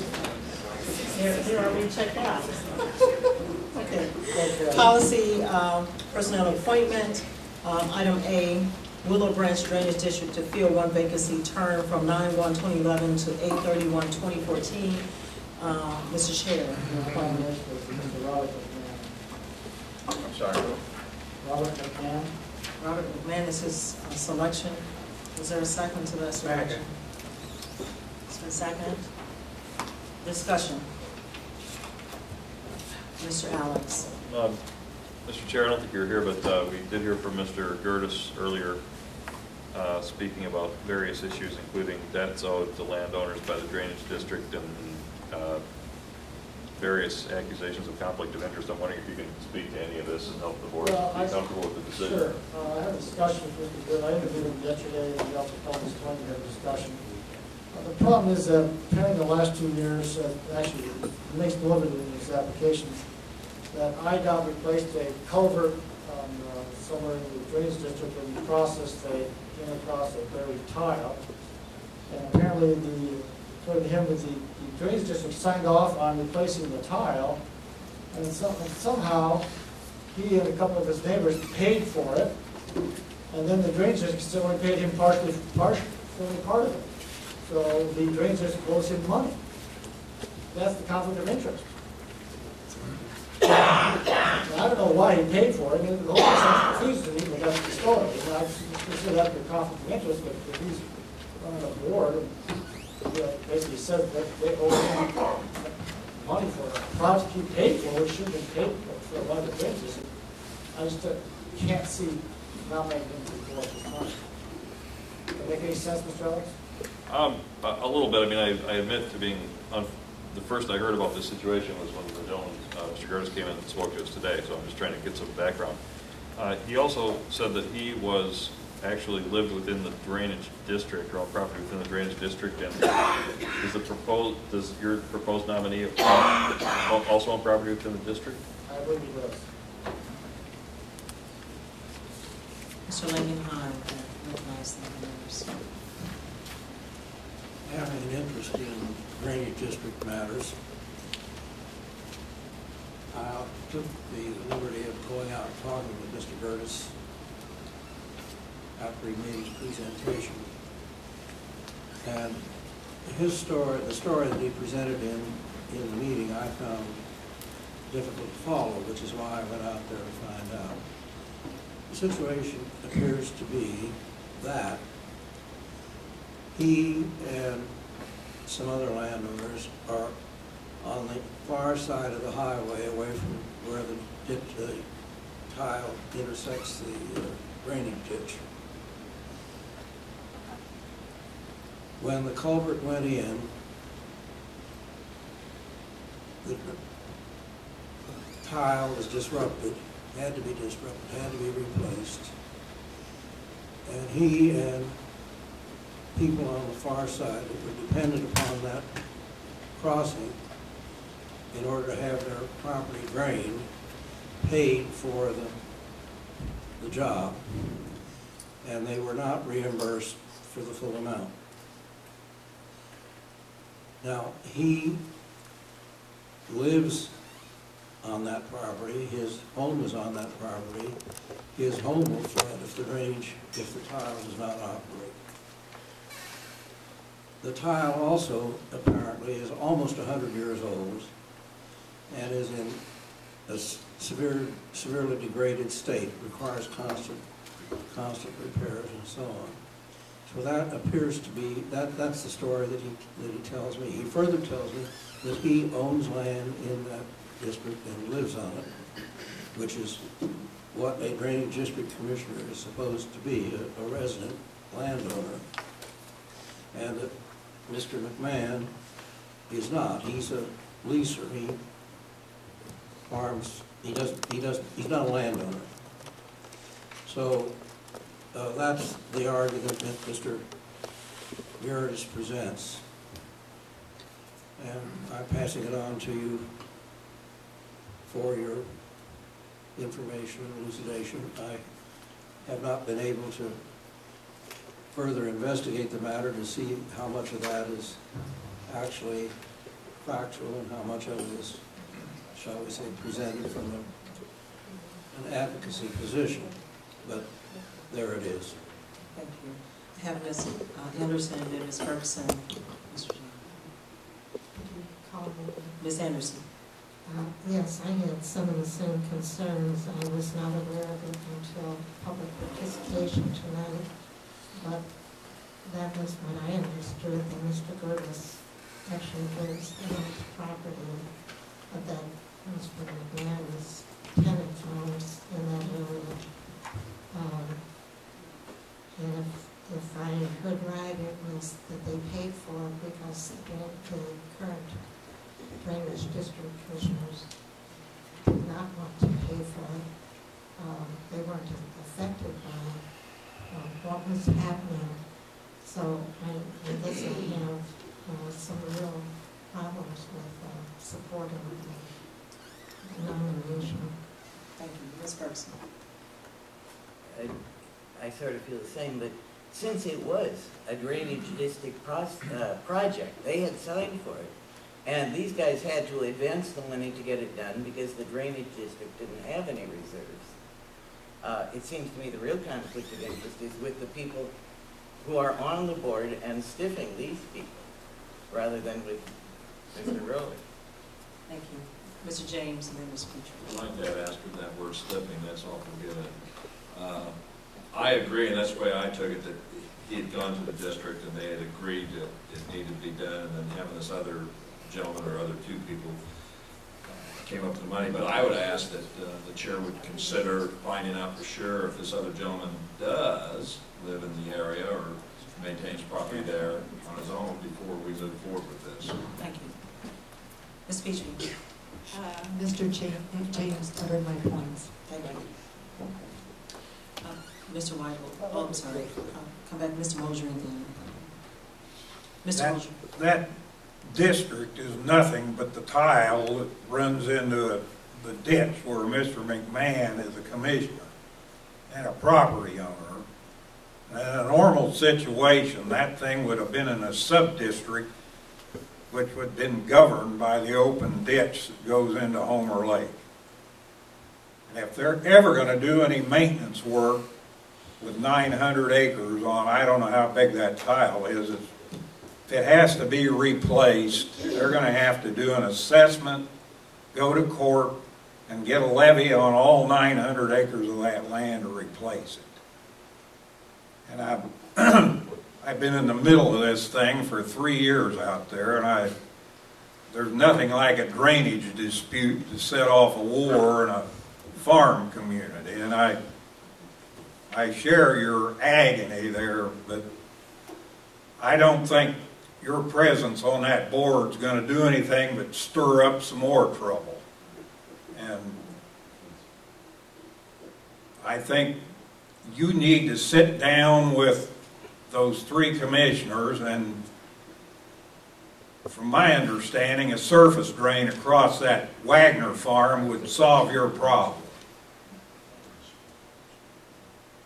But going at it with adjacent landowners is just no way to get drainage problems solved. And I don't understand why you want to continue to be the bad boy in the neighborhood, because I know those people out there pretty well, and I don't think your serving on that board is going to do you or any of the rest of them any good. Mr. Weigel. Well, even if this nomination is looked down, it's fine, but I'm not going to nominate Mr. Burris because I think he has a conflict of interest. I mean, if I was in his position, I wouldn't pay that bill. Why would you do that? You know, force the district to do it. And then if you do pay it and you want the money back, get a lawyer. Don't try to get yourself on a board and vote yourself, you know, like guess he wants to vote money towards him. He said he'd only, but he'd be 1 or 2 votes. Doesn't matter, still conflict of interest. So the question, I'm sorry, Mr. James.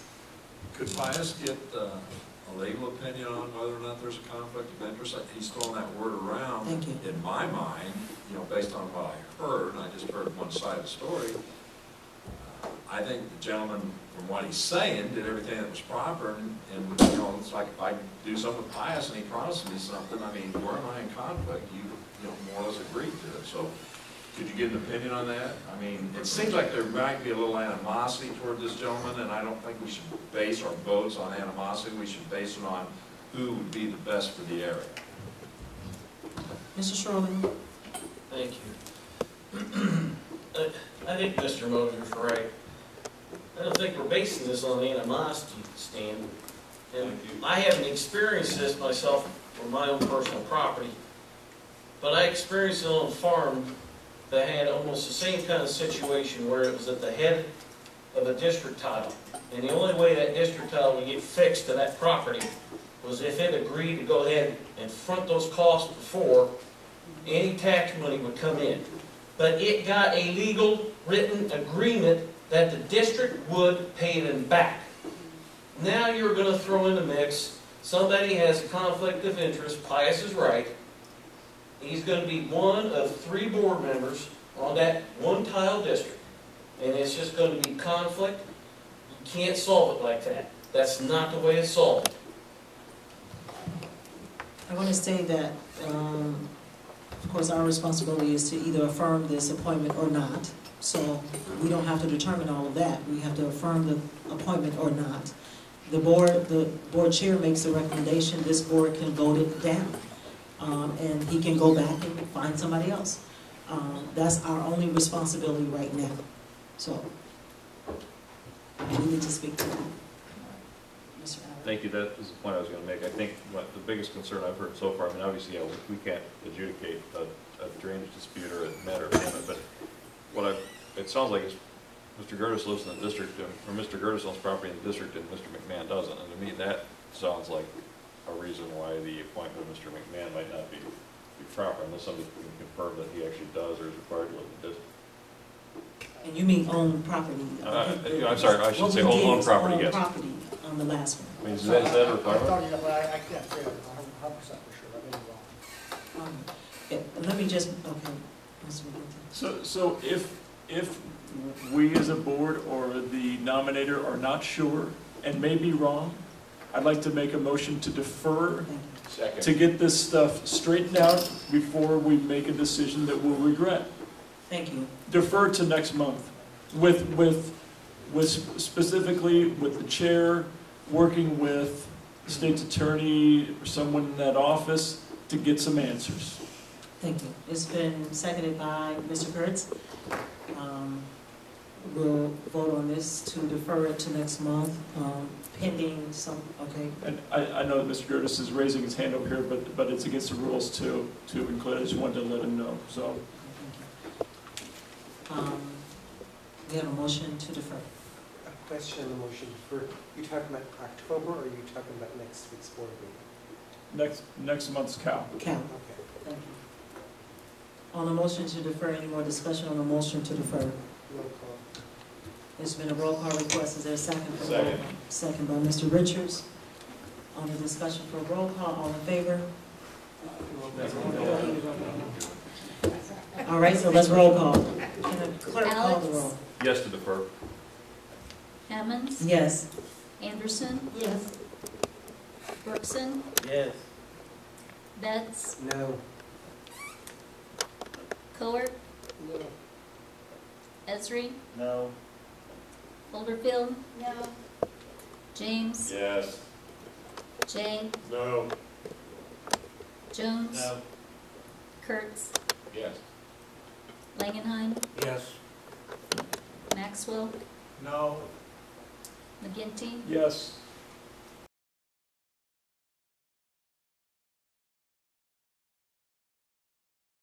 Let me just, yes it does, but let me just say for the committee and for the time and hour that we will take a couple comments on this item, but this is only for your consideration.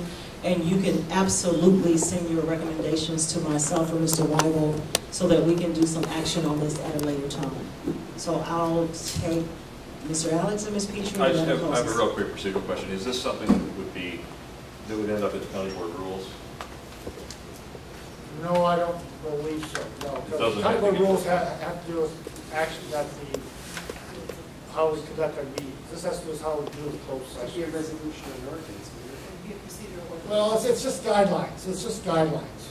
But I mean, if we believe in this, we should sort of. I mean, even if try it's to a resolution, not be an ordinance, so there are guidelines. I mean, again, because again, we can't say we're going to release this in 10 years. It says we'll look at it in 10 years and then we'll go it out.